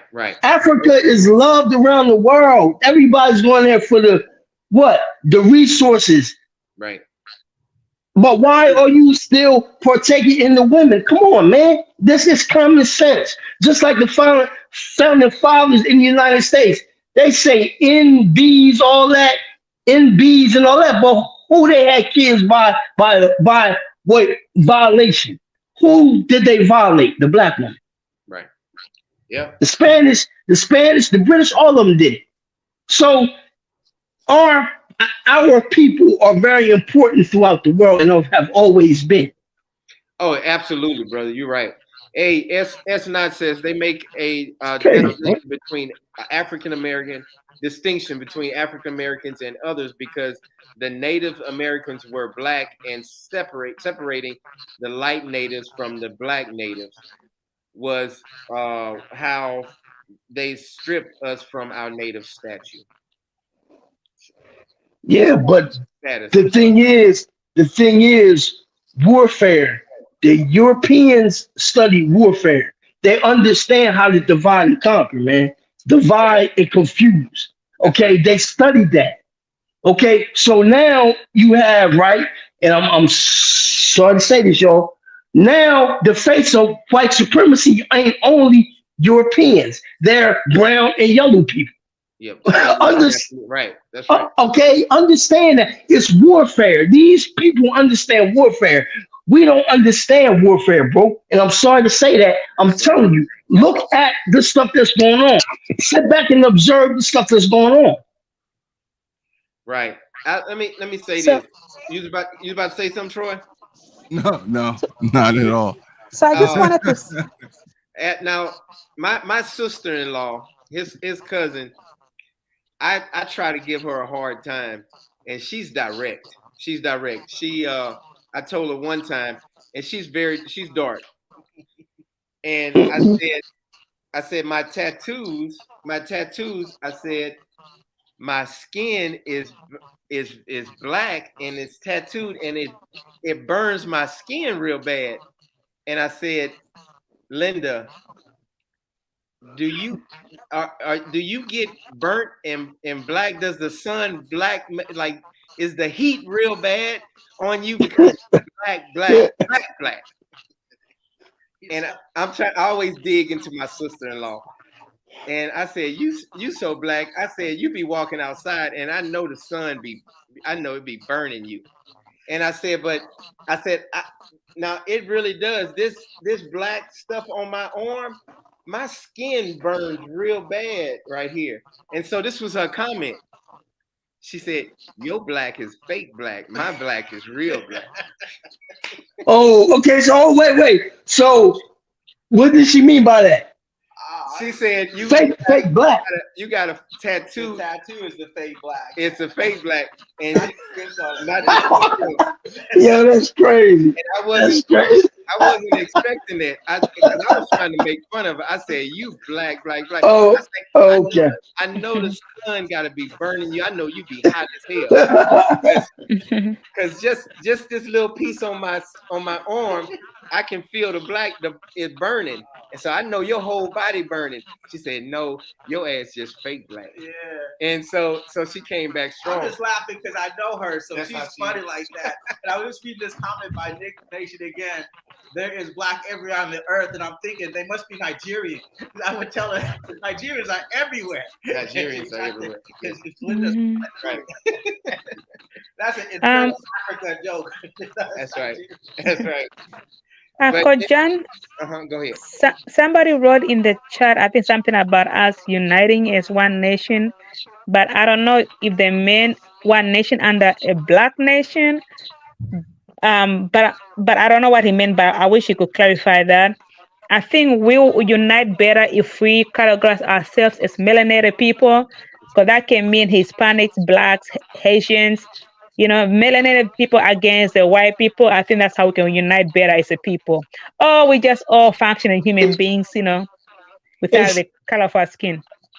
hey John, let me right answer that. Go ahead. And all of this is for me, right? The only way that we can become a human family, and Malcolm X said this, and I'm serious. You gotta get everything out in the open. You gotta put everything on the table. Let's be straightforward, okay? What is the problem with melanated people? And all of us gotta be straightforward with this. I don't think we work together. Okay, We don't work. so hold on. No. I'm just saying what she said that the guy said. Okay, dealing with that as a whole with us, it's a whole different topic. Okay, when I just heard her say something about us going against the Caucasian, it's not about going against the Caucasian. It's about us understanding and telling them how we feeling and tell them the hell that we've been catching and how we truthfully feel as melanated people, But we got, as I say. but Ruben was You see what I'm saying saying? we got to get past that part though, because No, but John, you can't get past it. You got to deal with it because it's been causing trauma. It's been causing trauma, brother. And the only way that you can deal with it is you put it on the table. And it's not being put on the table because every time you turn around, somebody that got skin like us is getting violated for the wrong reasons. And it's never going to come to a head until the dominant society understand and say, look, that's where everything will come to a head. In my opinion, that's my opinion. is that what Pan Africanism pushes, like to try to get out everything out in the open? Is that part of it? No, I think sometimes we're trying to really move, two things at the same time, right? So you're pointing out, as DMR talked about, the traumatic situations of the past and history as you bring it up. I think teaching history is really important. Teaching as it is, truthfully, is important. Mhm. Especially for Africans, we're very, just be for Africans, we want to know about ancestors, we know about history because it grounds us, right? It grounds us as we move forward. But at the same time, as you're bringing those things out, because they help understand or maybe add some legitimacy to some of the things that are happening now, they can't also serve as an anchor or as an excuse to keep moving forward, right? Right. You're so bogged down in that. What's that thing? You're just talking about the struggle. I'm tired about talking about the struggle. I didn't talk about solutions. Like, Right. we do. We can talk about the struggle all the time. And I love Yeah. how sometimes I get, either blacks or just Africans, how you want to say, man, we're kings and queens. Yeah, but you've lost your kingdom. And now you need Right. to go and get it. Don't talk Right. about how Right. you were kings and queens. Mhm. It was stolen from you. What is the work that you need to legitimately, substantially put together Right. Now. from Now. any category of color, if you want to talk about colors who want to see you succeed and make things happen? Because honestly, if you take anything at the basic level, it's the survival of your humanity, of your family, of your community. That's going to require some. It's going to require thinking forward, and it's going to require some coalitions that even seem bizarre against whatever you want. If you want to take care of yourself and your family and community. I So, like that. Mm. That's great. Yeah. Yeah. Yeah, I agree with that. And Mhm. just to kind of like also ask brother Ruben, I am of the opinion that no matter what we can talk about, like improving the Black nation or the African descendant nations or just African nation, we can talk about making an improvement until our faces turn blue. But this is what I believe. I believe that the powers that be, a lot of people who have power in this world, they are whites who have money. They control the world, right? A lot of these African nations, they are corrupt. The governments don't do anything because somebody's controlling them. So they're not really, they're not the actual governments. The elites who are white with money and Arabs and Jews, those are the governments of this world. They call the shots, right? So they do not want Black people, African people to be great. All the African nations, whether the Caribbean, where Black people are, Black people are always like the ones who are doing the worst, you know. And I feel like the African nations, until we learn to stand up for ourselves, until we somehow defeat the powers that be, I feel like nothing will ever improve because even our governments, they're under their control. If an African leader rises up to offend the powers that be, that leader will be killed the next day. So I just feel like we can talk all day long for solutions, but until the powers that be are toppled and defeated, no change will ever come by because nobody wants black But nations to be great. but African Dominican, through my studies, and I can come all y'all correct me on the panel if I'm wrong. A- African nations are suffering from neo-colonialism. Neo-colonialism is when the oppressor left, and it's people that look like you, but they don't got the heart as the people, right? Right? Mhm. Sorry, say that Okay. again. Sorry, I was distracted. Please say that again. I said what's affecting the African nations is neo-colonialism. Neo-colonialism is after the colonialists left the country, it's people that look like you but don't have the same heart as the people, right? So because the colonialists have left the country, you have people that look like you, they got the same agenda as the people that left. So you have to deal with these individuals. Mhm. Right, That's a problem. That's a problem. Right. So, right. Troy, what, That's a problem. why do you, why do you, I love your house, but you have nothing but beautiful. Can y'all, is it an echo? Y'all can hear me? Yeah, yeah. Okay. Um, people, I got a couple comments because you had all those beautiful black women on your wall.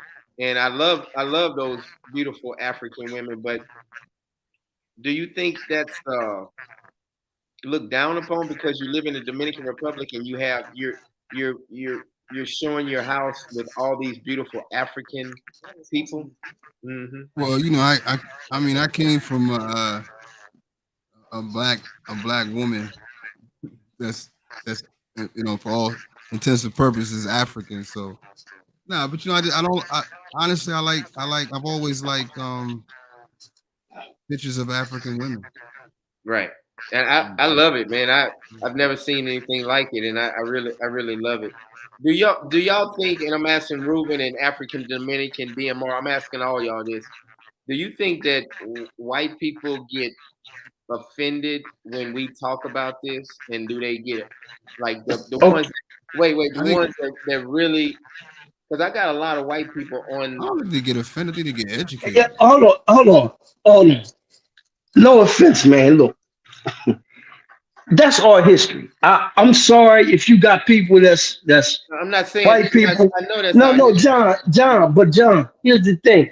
We gotta speak the truth, man. Even if it hurts, it's not directed to them, but it's history. It's something that we're going through. We're still going through this now. So I'm sorry. If they feel offended, then they feel offended. The folks that don't feel offended, understand. But do you think that they feel that they're being left out? The good N- good white people. No, No, okay. no, no, no, no, That's just they a question for no, me. no. Why? Because how are they being left out? It's not affecting them, but it's affecting us because we're feeling the trauma, right? But the thing is this: any good European American or foreigner that's European would understand. I, Because if they're in this spot that we're in, they would totally understand that. hmm So ones that feel offended, they weren't for you anyway. That's just how it is, I man. appreciate that, They bro. weren't for you anyway. I like how you put that. I really do. I like how you put that. Can we? Nick says there are more blacks on Earth. Go ahead. Go ahead. No, no, African Dominican. no, no. I was gonna say, can you read that comment, please? I wanted somebody else to Which one? This one. yeah. There are more blacks on Earth. Therefore, blacks are part of the control system. Yeah, but we're not doing anything But they keep us divided and they keep us separated. And I believe we do it also. You can't blame the white man for everything. You have to really join together and do the right thing. Like That's right. me and Troy are going to be buying some land together, Absolutely. and in the Dominican Republic, we're gonna and we Salute, salute, so salute. when I get back, me and Troy are gonna be looking for some land, and we're gonna do all our paperwork right. I'm gonna disagree with some stuff Troy talk about. He Nah, talk, you ain't.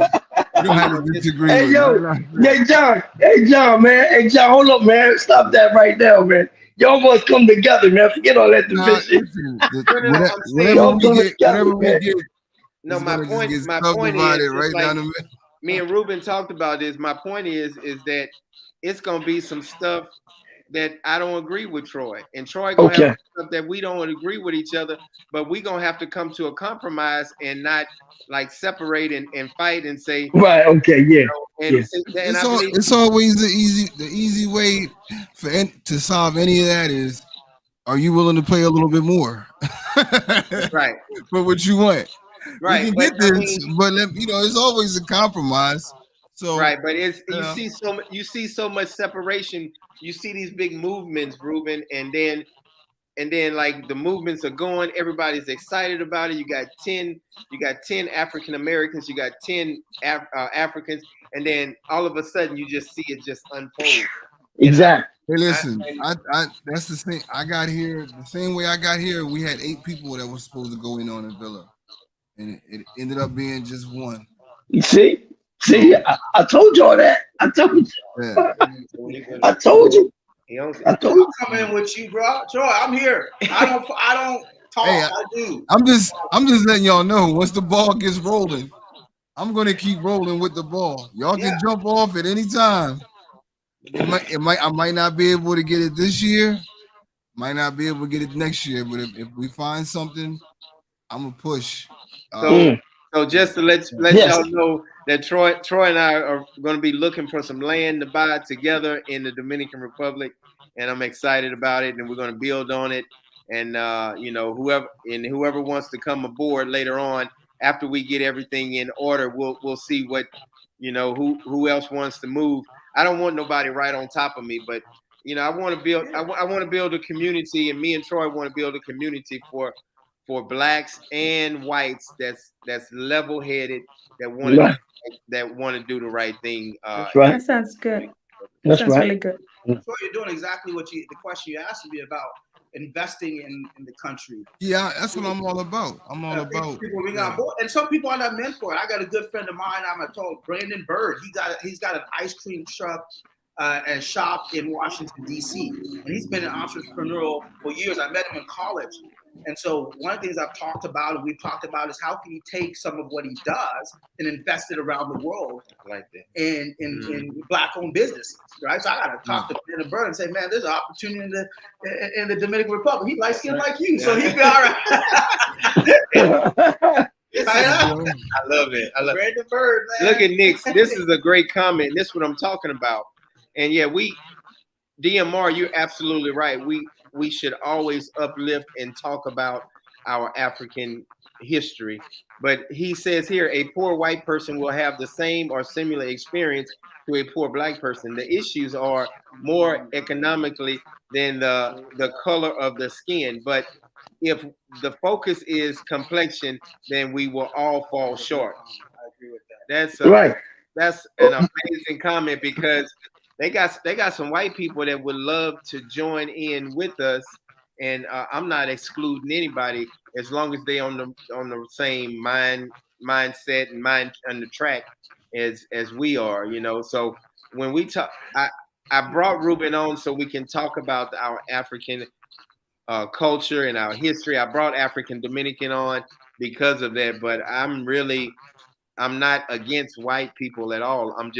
I just love talking about it. And I get people on the say, man, stop talking about this black stuff. Stop talking about this African stuff. But we're gonna push it sometimes. I mean, we talk about all kinds of topics, But but this is the topic I decided to talk about. Is go ahead, DMR. Yeah, but the reason why, okay, so you have two human beings, right? You got one that got dark skin, and one that got fair skin, real fair skin, light skin.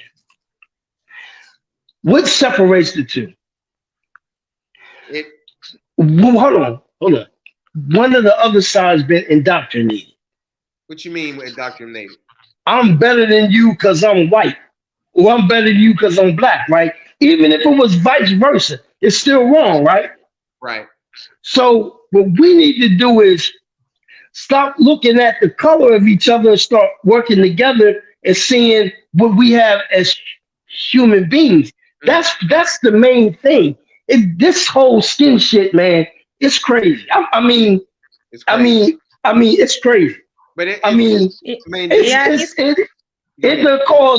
it'll cause problems for a long time. And it's like, yo, man, look, we all human beings, man. It's like we all gonna die one day. Okay. But at the same time, we gotta be careful on both sides.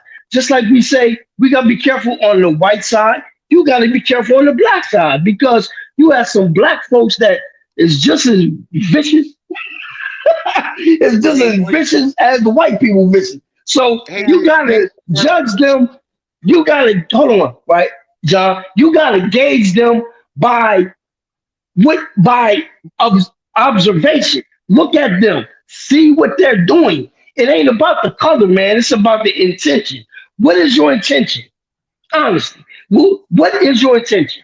That's what it comes down to. It's not about black and white, bro. Right. Actually, me personally, like I have nothing against white people. But at the same time, I feel like it's really all about who has the money and who can control the world. That's a reality. Yes, we all want to be humans, but this is an imperfect world, and it's all about divide and conquer. There are people who are very power hungry, right? And to be at the top level, you have to step on somebody's foot. So I feel like people also gonna want to divide certain people, whether it's by class or by skin color or by economics, to get to the top. So that's why I feel like we can never be united as a human race because we live in a very imperfect world. So we have to be very realistic, right? Yes, we can build on a grassroots level, but as far as governments are controlling the world, you have to be at a certain level of eliteness to be at that level where you can control the world and government. And until you control the world and government, you cannot really affect big change. Well, that's what I believe. Well, I agree with you.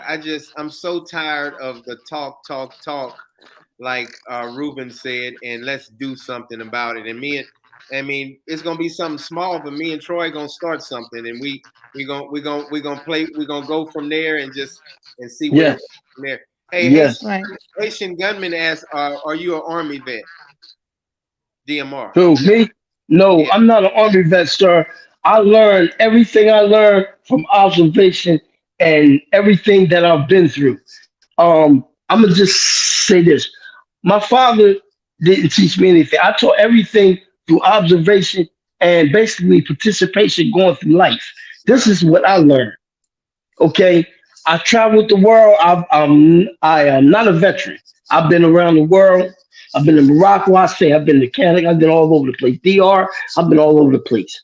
So my thing is, you were a boxer, right? You was a boxer. Yes, amateur fighter. Awesome. So I'm saying I learned stuff, man, but I can connect with everybody. If you from Africa, if you from Santo Domingo, you from Mexico. I don't care where you from. I'm a people person. I love people. I don't judge people by their color. That's one thing I don't do. But I observe everybody. Hey, I love that. And I can tell, even if you look like me, I can tell if you a scam or not. I can tell that from a mile away because I'm from the street. I'm from the street. I'm an ex Pookie and Ray Way that had a job, so I understand the street. Right. That's good. So you could work out. You could be fine in the crack house or the White House. It don't matter. I can be fine, man. Let me tell you something. I done seen I know how to deal with people, man. But I love people, man. Right. I'm a human being. I love life. Time is short. You know what I'm saying? And all of us gotta learn, man, to have, although that we got all of this stuff going on, man. But at the same time, you gotta reflect on the stuff that you have and be thankful for it, man. Amen, Because brother. right now at 51, I'm thankful. I'm Amen. just thankful, bro.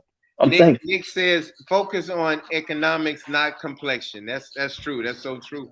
Yeah, that's Hey, true. our final thoughts. We're gonna go ahead and wrap it up. But man, I really enjoyed this conversation. Y'all, we're gonna start off with Troy. We're gonna let you go first, Troy, and then we'll close out, and then we're gonna say our final comments. Troy, you Just got any thanks. final comments or questions, man? Just thanks to everybody that's on the panel. I learned a lot. Sometimes you got to come in and listen.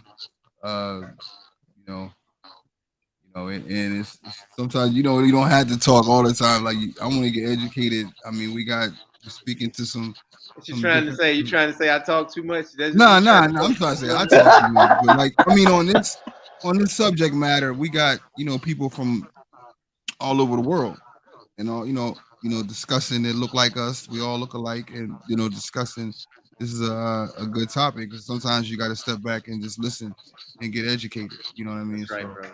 I Man, I just appreciate appreciate it. everybody on the panel.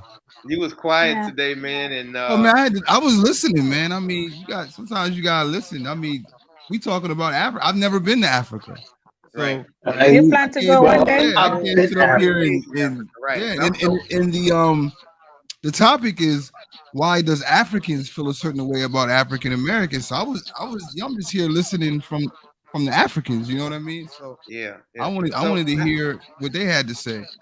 You So know. how? So just so, and I tried to ask that question in the beginning. So do you feel that Africans feel a certain way about African Americans? Yeah, I mean, I think we covered a great deal about the sentiments and Right. what where that comes from. Yeah, yeah. I don't want to rehash that. No, no, no. 'Cause You I don't know we're have trying to. to close No, up. no. And I'm not trying. And Yeah. I'm not trying to make you say Okay. something else. But Yeah. I was wondering. Yeah. So, hey, brother, thank you so much. I appreciate it. Hey man, anytime. I'll be Let me back. know. I'll be back in the DR in 9 days, and we'll be talking Now, about. and I keep trying to think of things for you to bring me back, and I always go to my old yeah. Ruben say he's coming for sure. He's coming for sure. Okay, definitely, man. I keep saying like, yo, what can you bring me back? And I always go back to what I always say is, man, you don't need what you don't have.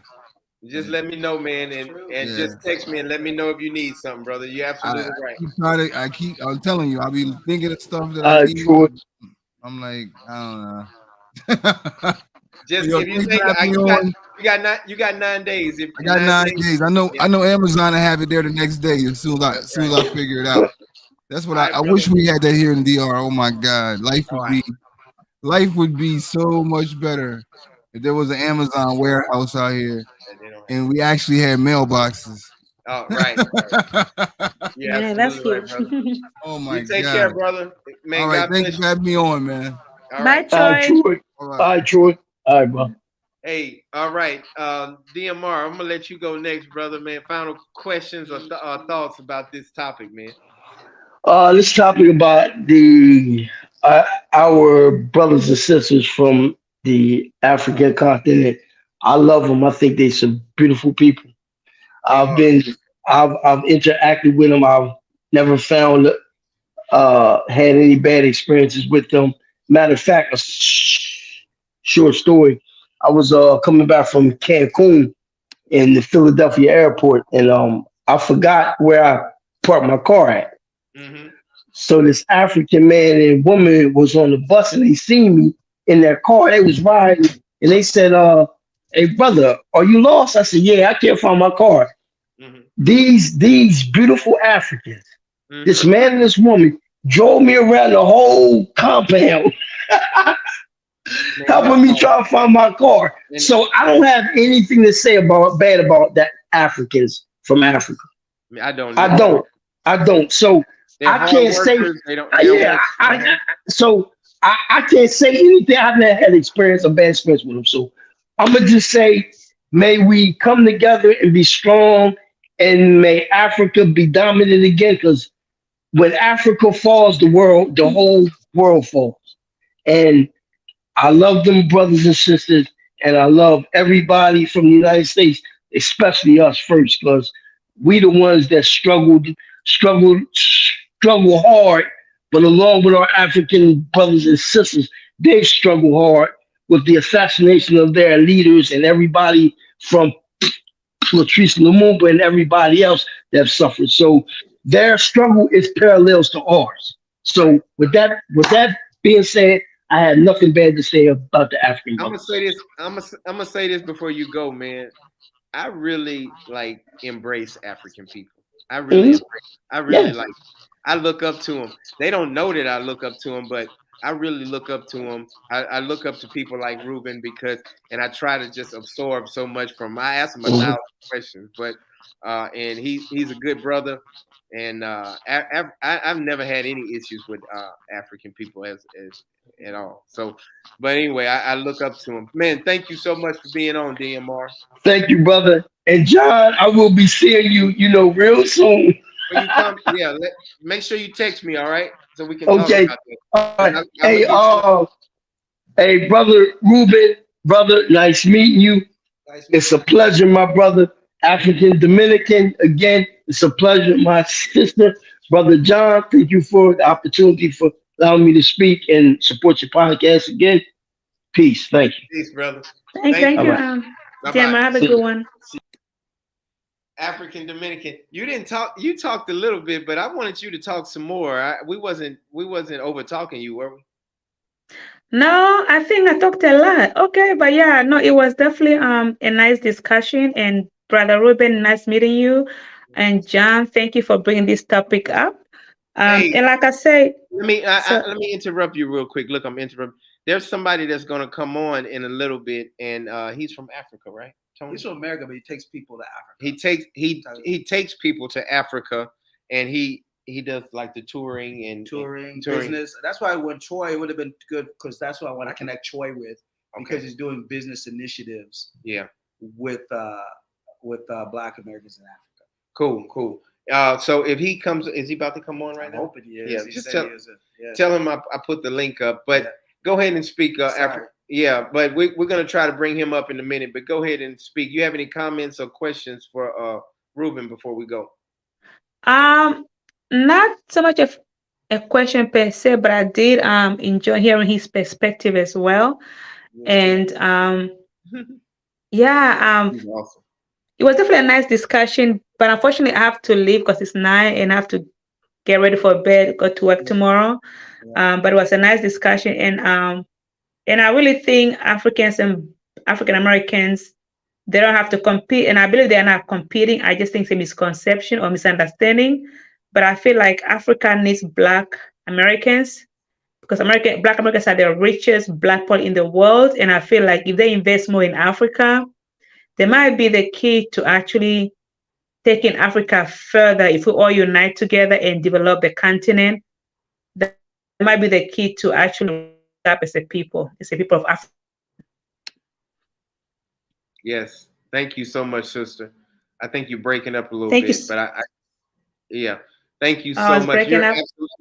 You're absolutely right. I did hear. We heard you. Thank you so much. Okay. You did a wonderful job as always. And All right. Thanks for having me. tell everybody the new people your channel so people can go to your YouTube channel. Okay, my channel is African Dominican. I actually have two channels. My main personal one is African Dominican.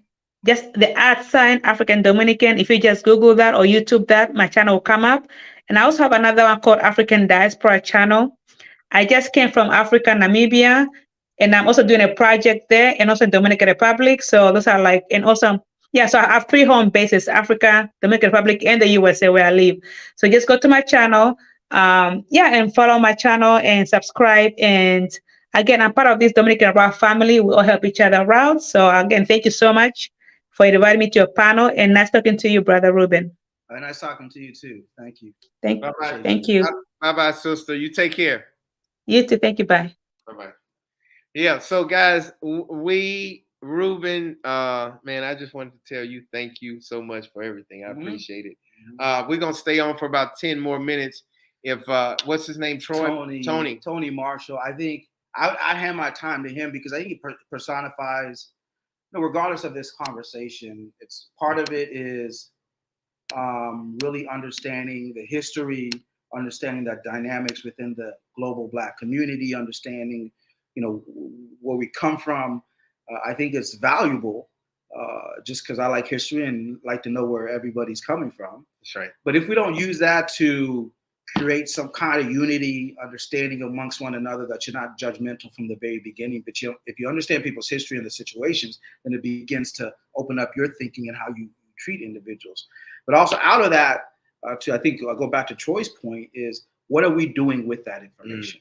Are you bringing communities together? Are you being able to help people understand the origins? Are you looking at the economic situations, which I think Nick's Nation brought up? These are economic issues as well. How are we people developing wealth for our generation wealth for our own families and for our community? So long after we're gone, we've set people up well. Right? So they're going to be divisive in the nature because we're humans. Right. Again, being a son and the grandson of a pastor, and also having gone to seminary, we talk a lot about the condition of the human heart, whether it's a racial issue, economic issue. Back in Africa, when I was in Chad, the only white people I would really see are missionaries or somebody working for big oil companies, which I work for. But amongst my everyday life in the community, I didn't run into white people, right? But there was a lot of issues there because now you're dealing with ethnic issues. Because I'm Gambai and someone's from another tribe, and we make fun of each other. We have those ethnic tribal, which things are happening right now in Chad and throughout Africa that are not based upon color. They're based upon ethnic issues right now. And so those things, but that's the condition of our heart. We will take whatever we want in order to divide and accuse and dominate and all of this stuff, and who did worse to others and all this thing. And if we don't have a group of people or generation that says, okay, these things are factual, and yes, you hurt me and you did these things.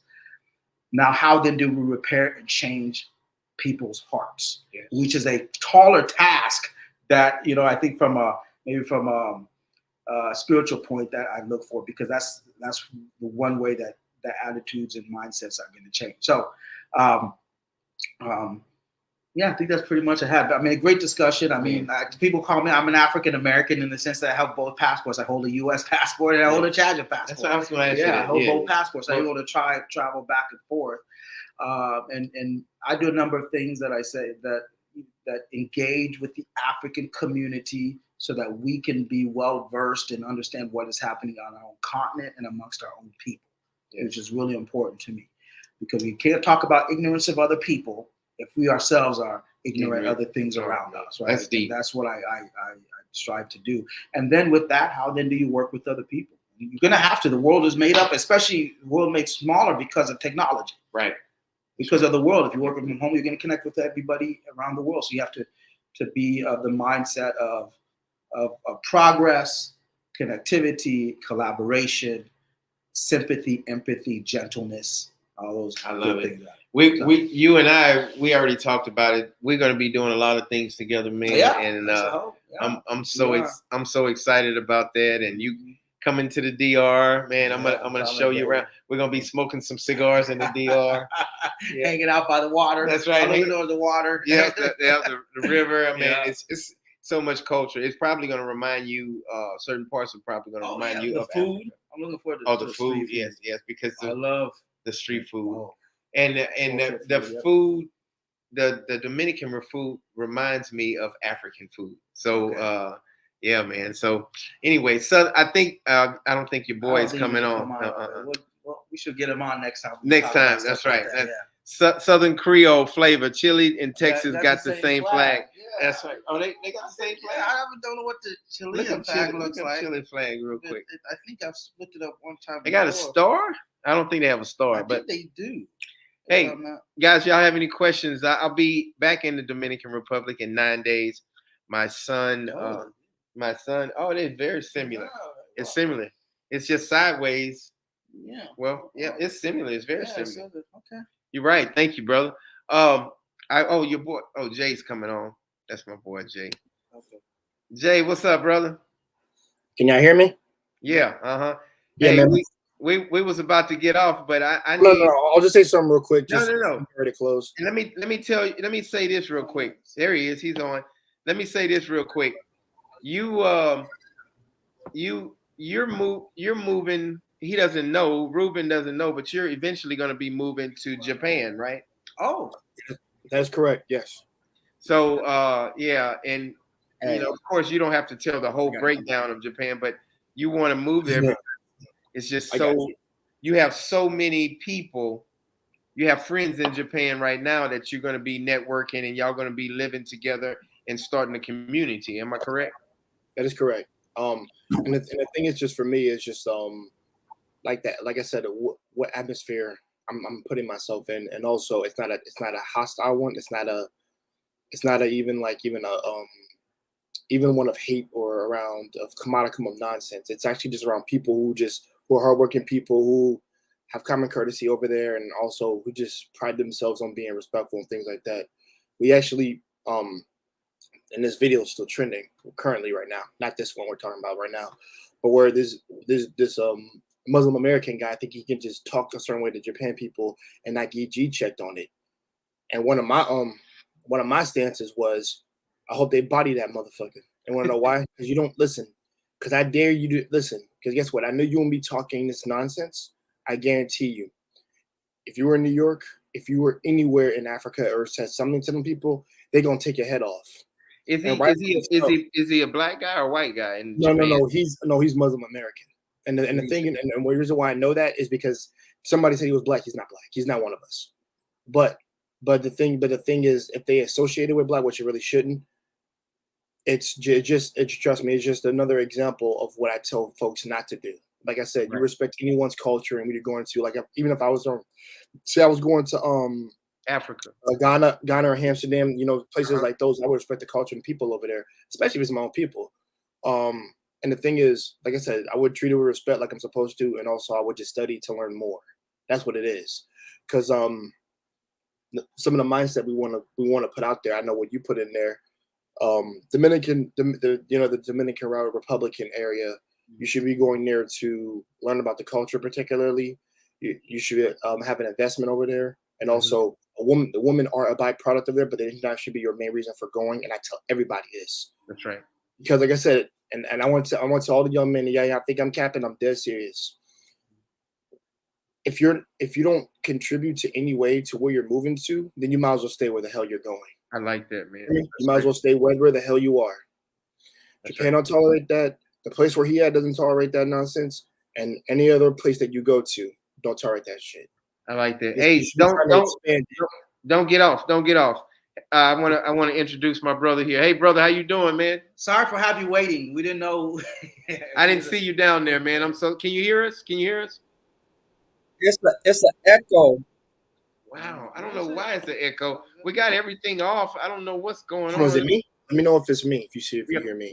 Push pause on yours real quick or mute. Can you still? Is it still an echo? Yeah, let me go off and come right back on, okay? All right, cool. All right, yeah, but yeah, man, I'm glad it wasn't me. We had that problem last week. So, but man, it's just so good to have good positive. You see all these YouTube live streams, and they're fighting, they're cussing each other out. They it's negative. They're saying that, hey, don't talk to me like that, and I wish I seen you in the street. I'm gonna fight you. They're not squaring up. They're not squaring up. I promise you, it's all talk. And the reason why is the people who are about that won't talk. They'll do. That's right. Yeah, you gotta hold it. But I tell people nowadays. Look at this. Look at this cup. Look at this cup that Ruben has. Look what it says. Wait, let me see what the cup say. Facial sensitivity. No, F your sensitivity. I love that. And then when you I need to get one of those, brother.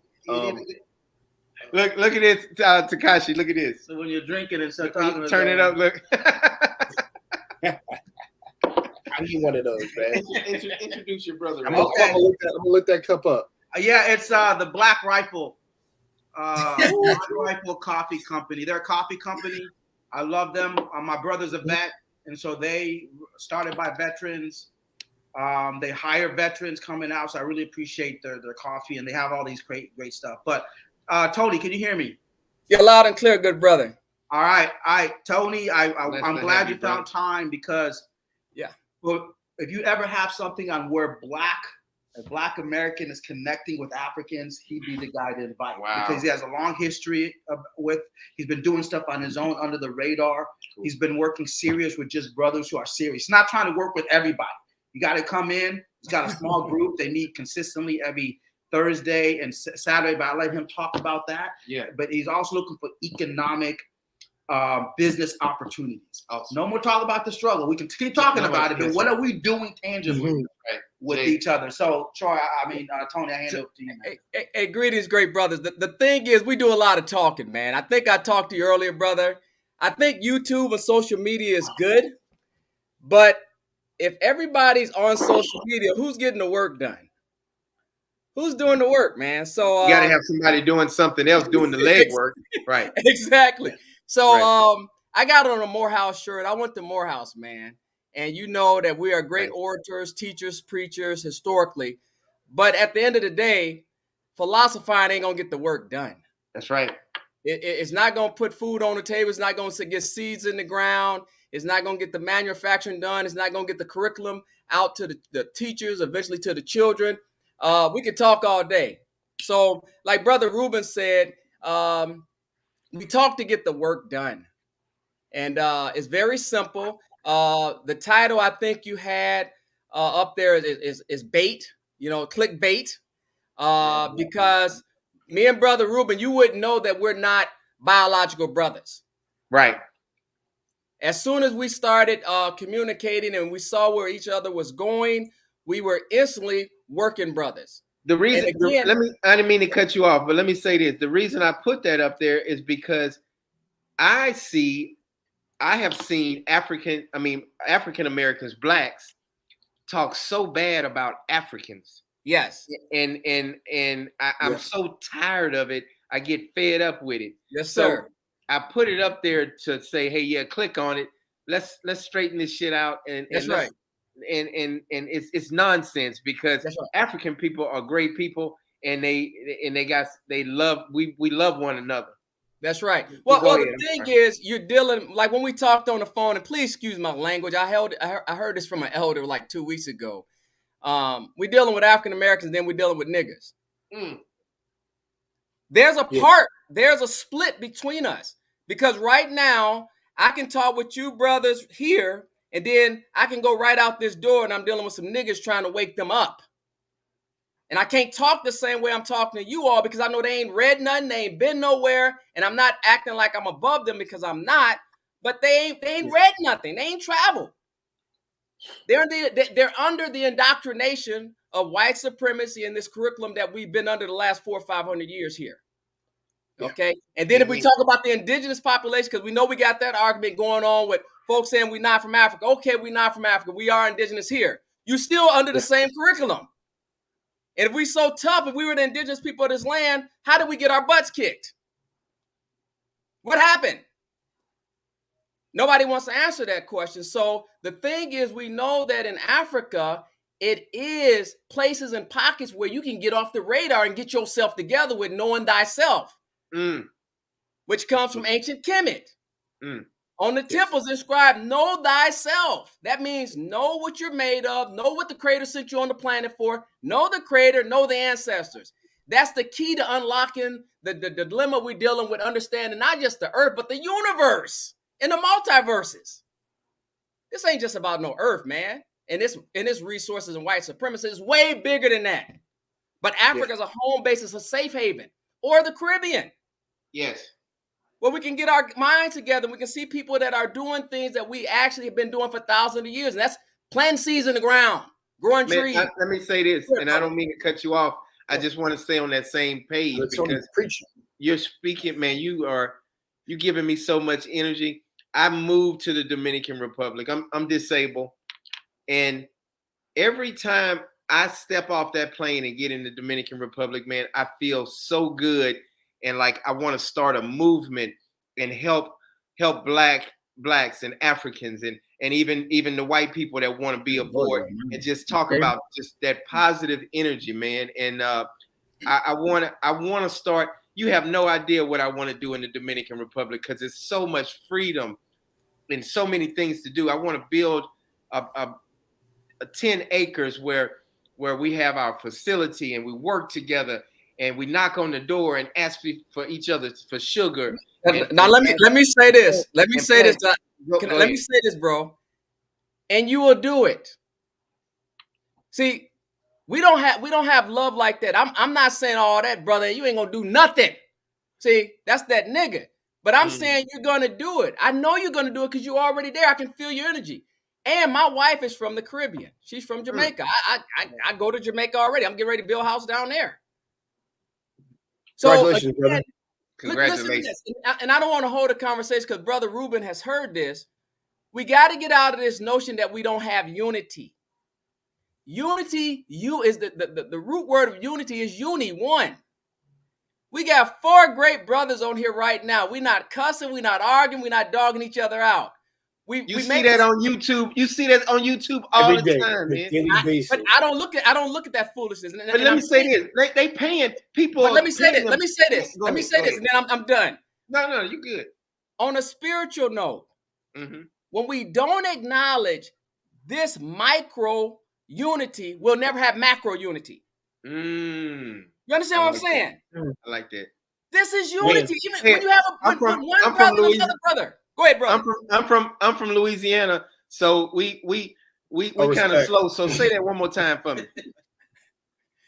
And I'm speaking spiritually because this is what we're leaving out. Brother Ruben already knows. We got brothers going over to Africa talking about they want land, they're gonna build this. Hey, brother, you going over there first for the spiritual aspect. You missing the boat. Getting land and business is easy. The creator the universe gonna give you that in Africa. Mother Africa gives you that. Same way in the Caribbean. But if you're missing going over there for the spiritual and the cultural reason, you don't know what you're going. You're just trending. But the if you don't understand and acknowledge that this is unity right here at the micro level, you're not going to get the macro. We don't acknowledge this is a spiritual fallacy for not acknowledging this unity right here. Brothers ain't cussing and saying, nigga, I'm going to do this to you. We loving each other. We respect each other. You say, brother, I don't mean to cut you off. I'm saying the same, brother, I don't mean to cut you off. That's unity, man. It's a spiritual violation when we don't acknowledge this. That's why we can't get the blessings from the universe, because we don't acknowledge micro unity. Man, you hit it right on the head. Man, I will clean the toilets. I will be last. I promise I would.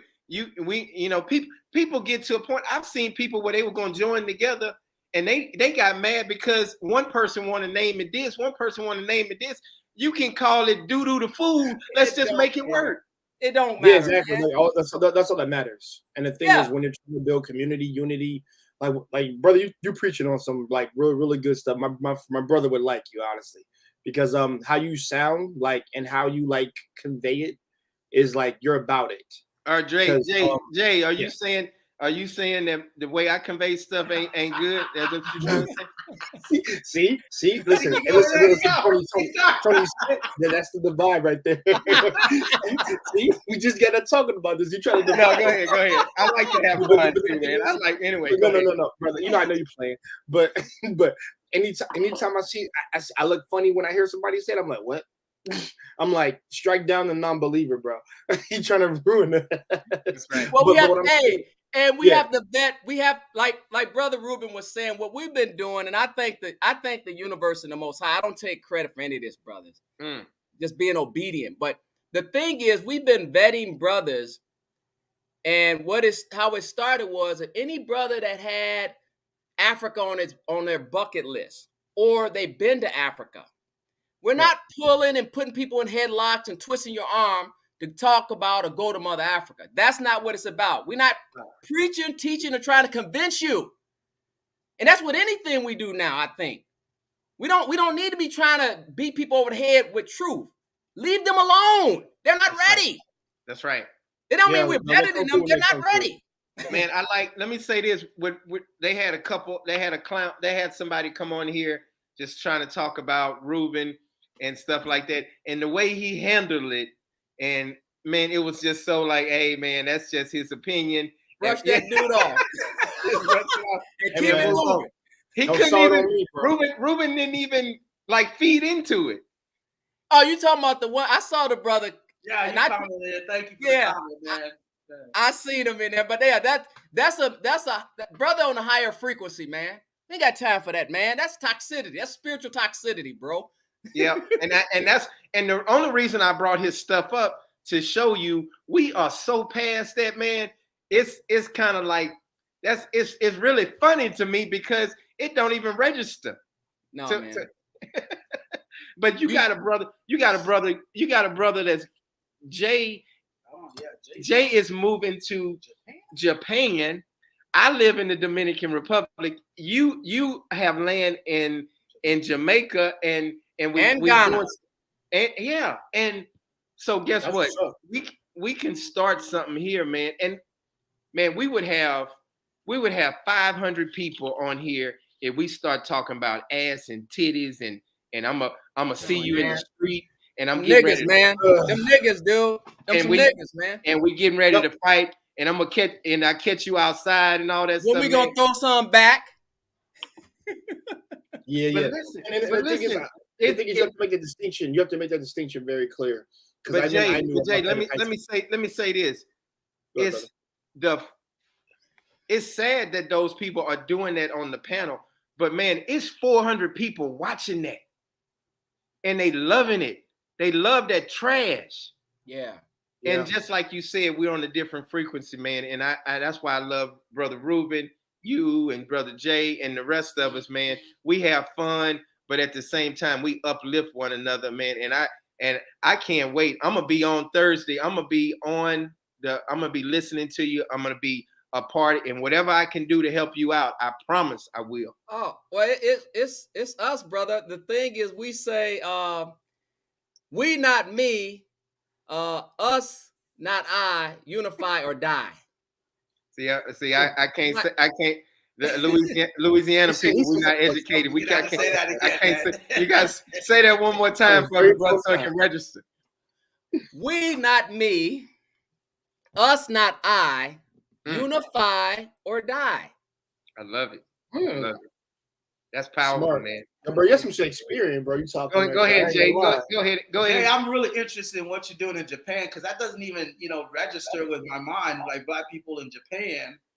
But I think that's so cool because that's something, you're doing an educational. You're going there to do something, but it also opens up to talk about more education of what is it like being someone Black in Japan and their mindsets as well. And see, the thing is, for me, I think, like I said, I've always had an attractive thing towards that place, and also just that culture in general. And the thing is, why do you like Japan so much? I didn't mean why Japan? It is what they represent. To me, is it the Asian culture or is it Japan specifically? Oh no, it's the Asian. I would say this: it's the Asian culture that's immersed in Japan more often than not. What they had to do what they did around the time to get them dig themselves out of the mud and create what they created. And I think I respect more so that hard work and what they've built today, and not let people come in and, pardon my French, F it up. Mm-hmm. And the thing is, they want people who will add to their society specifically, and also just to learn their culture particularly, because like I said, this is what any place you go to. Like I said before, Rwanda, whether you go to Africa, whether you go to the Caribbean, or even I would tell people, UK brothers who come from their place to over there, which I know a couple that are over there.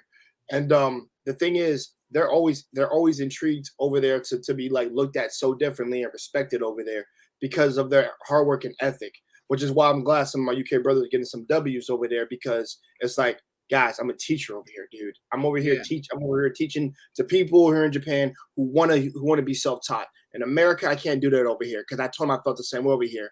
Over here, kids will freaking put up fists to fight a teacher. I'm like, I'm not dealing with that over here. You're not going to give me to deal with that. I'd rather go teach education, and especially let's say if there's some Black kids in Japan, I would rather teach them over there than I would teach these cats over here. Yeah. Because guess what? They're willing to learn. Yeah. And not to mention the other people the people who live in that society, they actually want to know how much you know, and also they respect your intelligence to the fact that you love their culture to the point where like you can teach us something that's over there in America, but things that are more to like that are conclusive to progressing our society over here too and further, because like I said, that's what they look for, and like I said, they respect a brother's intelligence, and they respect how you carry yourself, because when you come over there, it's like you don't fit that norm, that media nonsense we see. Right.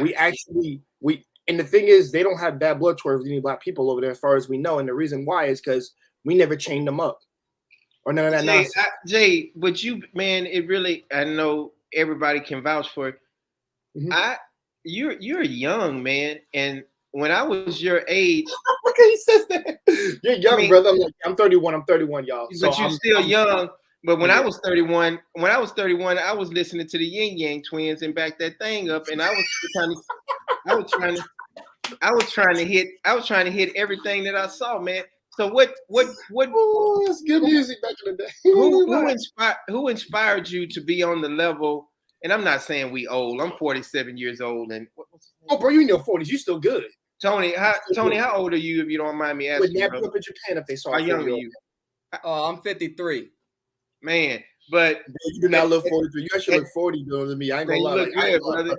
So what were you? What longevity? What were you doing at that age? What Jay is talking about? Because I wish I can rewind time and be on Jay's level. Well, what I ended up doing, brother, I got that out when I was in the military. I went in when I was 18, got out when I was in 22, and I had done a lot of traveling.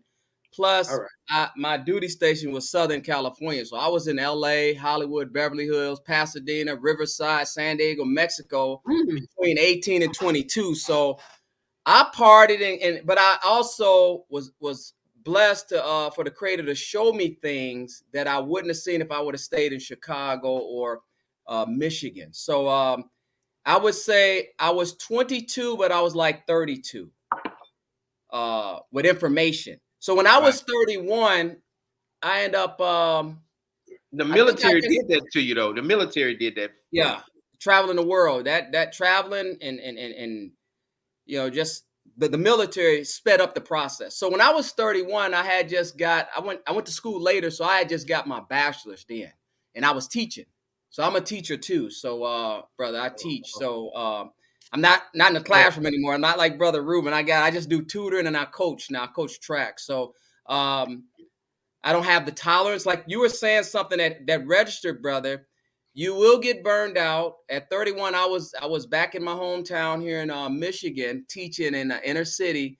Loved it, but I realized I was aging because of all the stress of young brothers, crazy parents, young brothers not wanting to learn, young sisters fringing on learning, and then the parents. So I ended up going to Jamaica. I went back into the government. I went to the Peace Corps, and I taught in Jamaica for 2 years, reading and literacy, community development, and micro business. And again, like you say, when you go somewhere else, the Caribbean, Africa, or other countries, and people know that you're from America and you're not on some gangster or some foolishness, you know what I'm saying? They see that you're an intellectual. Wow. They gravitate to it. They want it. They're going to suck it up. So that makes you feel needed and wanted. And that's what I got from what you were saying, brother. You know that energy, man, that energy is so amazing. I'm going to say this quick story and then we'll wrap it up, man. I have a lot of accolades, and everybody know I received the NAACP Humanitarian Award. I'm the youngest to ever receive that in Hollywood, California. I received the Martin Luther King Award, but that's because I was doing a lot of stuff in the Black community in Dallas and in Louisiana. But it was so stressful for me to coach these African American kids, not because of the kids, because of the parents. It was so tough. Like I would be coaching and they would jump in, and for example, I would tell a kid to lay the bunt down, and I would give him the signal to lay the bunt down, and you can hear the dad saying, "Oh, he got you bunting? He got you bunting? You need to go ahead and swing. You just hit a home run yesterday. Show your power." No, you don't understand. I'm trying to teach him how to move the runner over, how to be a team player, how to get that run in. We're about to win the game. You can't hit a home run all the time. And it was so difficult. And I believe that's what's wrong with the black community today. You have parents backing up bullshit. And it's so frustrating because the kids want to absorb the knowledge, but you always, I don't know what's wrong with our black adults to the point where they think you're hurting their kid, or they think, let the coach coach. The coach is gonna make mistakes. But just like when you was in the military, I believe a lot of our African American kids just need to be in some type of military, but because we as parents, black parents, we are screwing up a lot of stuff, man. And that's why these kids are gang banging on fentanyl and drugs. And it's really, but so anyway, long story short, I go to the Dominican Republic. The parents don't say nothing when I'm coaching. They like, why you not harder on them? You need to bust them in the head sometime. What's going, like we finished practice? Like, yeah, we done. But man, I want to keep practicing. But not, they got in the United States, the parents are like, it's time to go, coach. It's time to go. Like, man, like, calm down. So I really love the energy in the Dominican Republic, and in Jamaica, Africa, because they want knowledge. They want to receive that. So I'm gonna get off my soapbox. I'm sorry, brother. No, brother. No, brother. You're doing a great thing, and I love that you're teaching them that, because I think I tell people, I said the reason why I couldn't do it here is because I have a little tolerance for nonsense. And the thing is, like I said, y'all would just let y'all kids get away hitting an adult. I'm like, y'all crazy, because brother, I guarantee you, my threshold will snap, and I don't care. That's why I said I think it's better for my benefit to go somewhere else where they're willing to learn, willing to listen. And the thing is, they actually care about what you're saying. Because I told them another reason why I couldn't do it. What's the point of me saying something when they're not even gonna listen and not even absorb the information I'm trying to give to them? Because I won't lie. When I was young, I think I loved knowledge a little bit more as I got older. It wasn't like and like brother Tony can say this to himself. I think because how he's smiling, I think he's telling me something too. Where it's like, you're young, you're not interested in listening to what adults say until you get disciplined enough to hear what your father and your mother want you to learn. I got summer schooled, literally, by my grandmother. She was not. None of her grandkids were going to be idiots. Let's just keep it real. This is what I learned: English, math, science, all that. And the thing is, every time I didn't get one right, hey man, this time you don't watch TV. That's time you don't do any of that other stuff. So it just learning the old school ways. And I'm a 91 kid, by the way, so brother Tony can understand this. I still have old school implemented in my mind.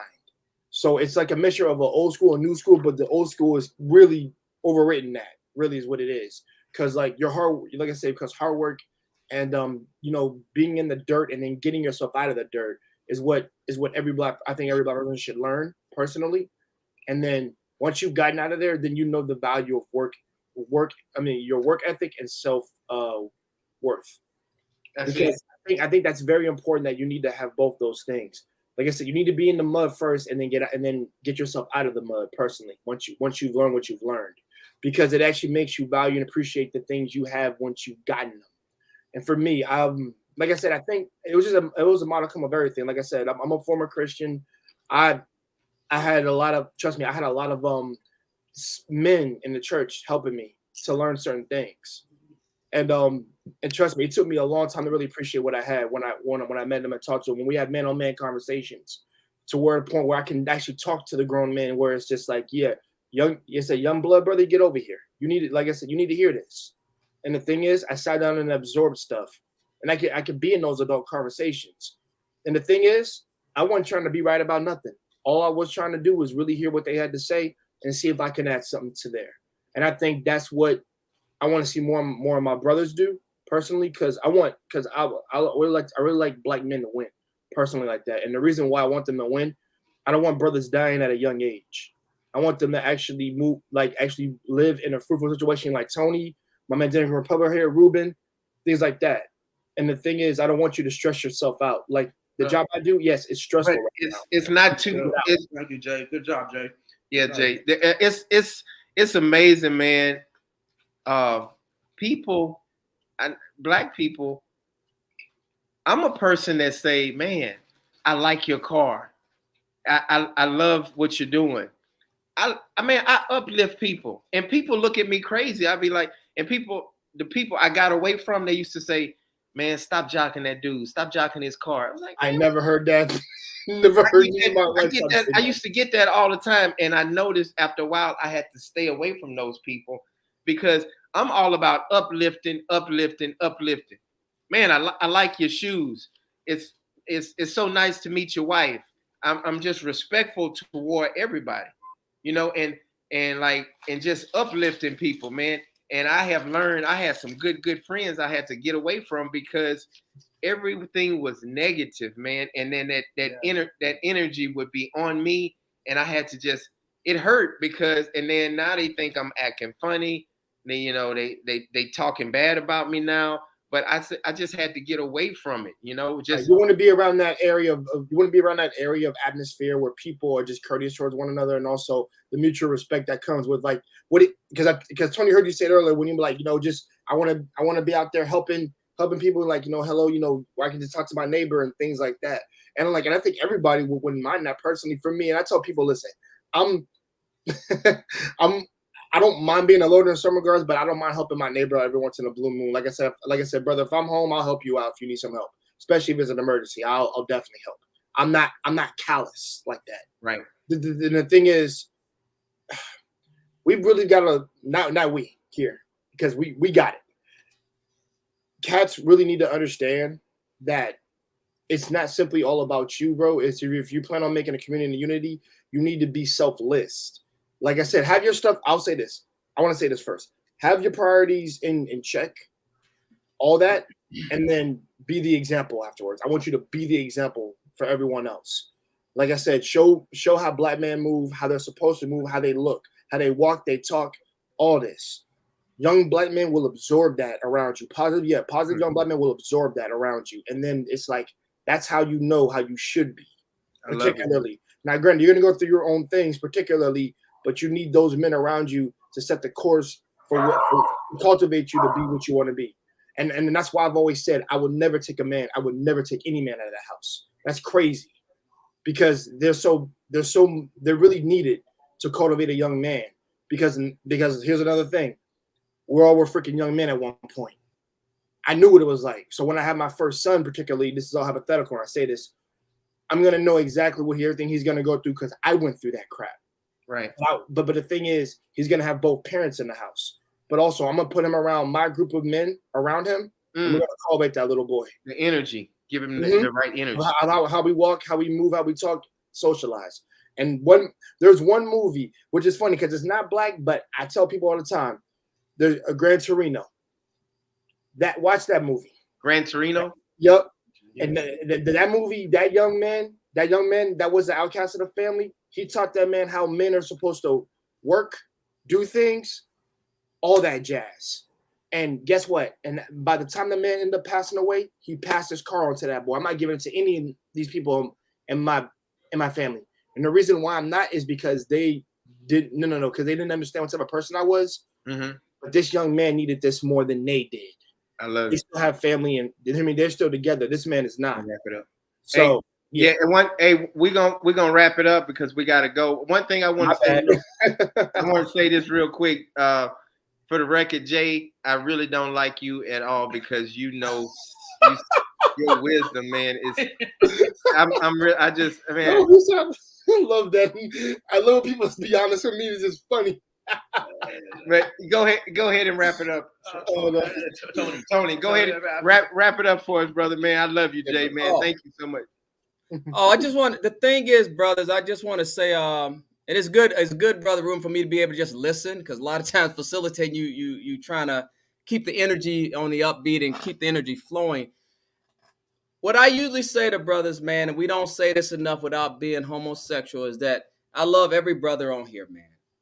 From the bottom of my soul, not my heart, from the bottom of my soul. And we have to, again, speak it to each other, man, and be real about it. That's what we're lacking. When you talk about the young brothers, they're lacking love. And Love. I got a story of a brother I coached that was supposed to be off the team, but I kept him on it, and it's a success story. Mhm. Brother Ruben, if you get a chance, that we're gonna try to get it published in Grand Rapids Public Schools. I got a little thing about this young brother that made it. He's been in some trouble, but basically all I showed him was some love, man. That's it. And kept him aboard, and if he keeps doing what he's doing, Mhm.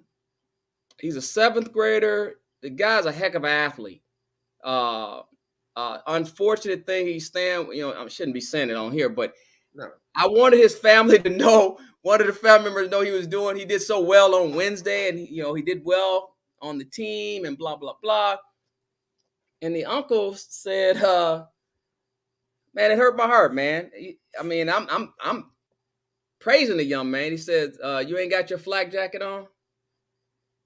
Just this Wednesday. So when you say what you said, brother, about the adults, man, they're not adults. Them aren't adults. I like that. I like that. They're not adults. Adults don't say stuff and do stupid stuff like that, man, and bring down the children. You know what I'm saying? The young folks. So I'll just say, let's keep loving on each other, man. Whichever kind of way we can figure out how to love the family, but really love each other as Black men. You know what I'm saying? We have to say it, not just, and mean it. And mean it. The last thing, because I couldn't get on, I had a meeting. Pan-African means all Africans, all melanated people. Just loving everybody that looks like you, because we're dealing with a global white supremacy. Right. How are you going to counter it? You know what I'm saying? It don't mean you hate white people, you hate other people. That ain't got it. It's just, and that's the problem, because if you say you Pan-African, that means you loving everybody that looks like you. That's a problem in this world, for us to love each other. Yeah, really. I'll get locked up because I'm telling y'all I love y'all. If we gather together and we talking about building community, and we talking about loving the children, loving the women, loving everybody, man, they'll come lock me up, man. That's crazy. I'm figuratively speaking, but that's what we're dealing with. That stands up, love the children, love the women, love another Black man. We're not shooting and killing each other. Get him out of here. Man, I'm gonna say this, man.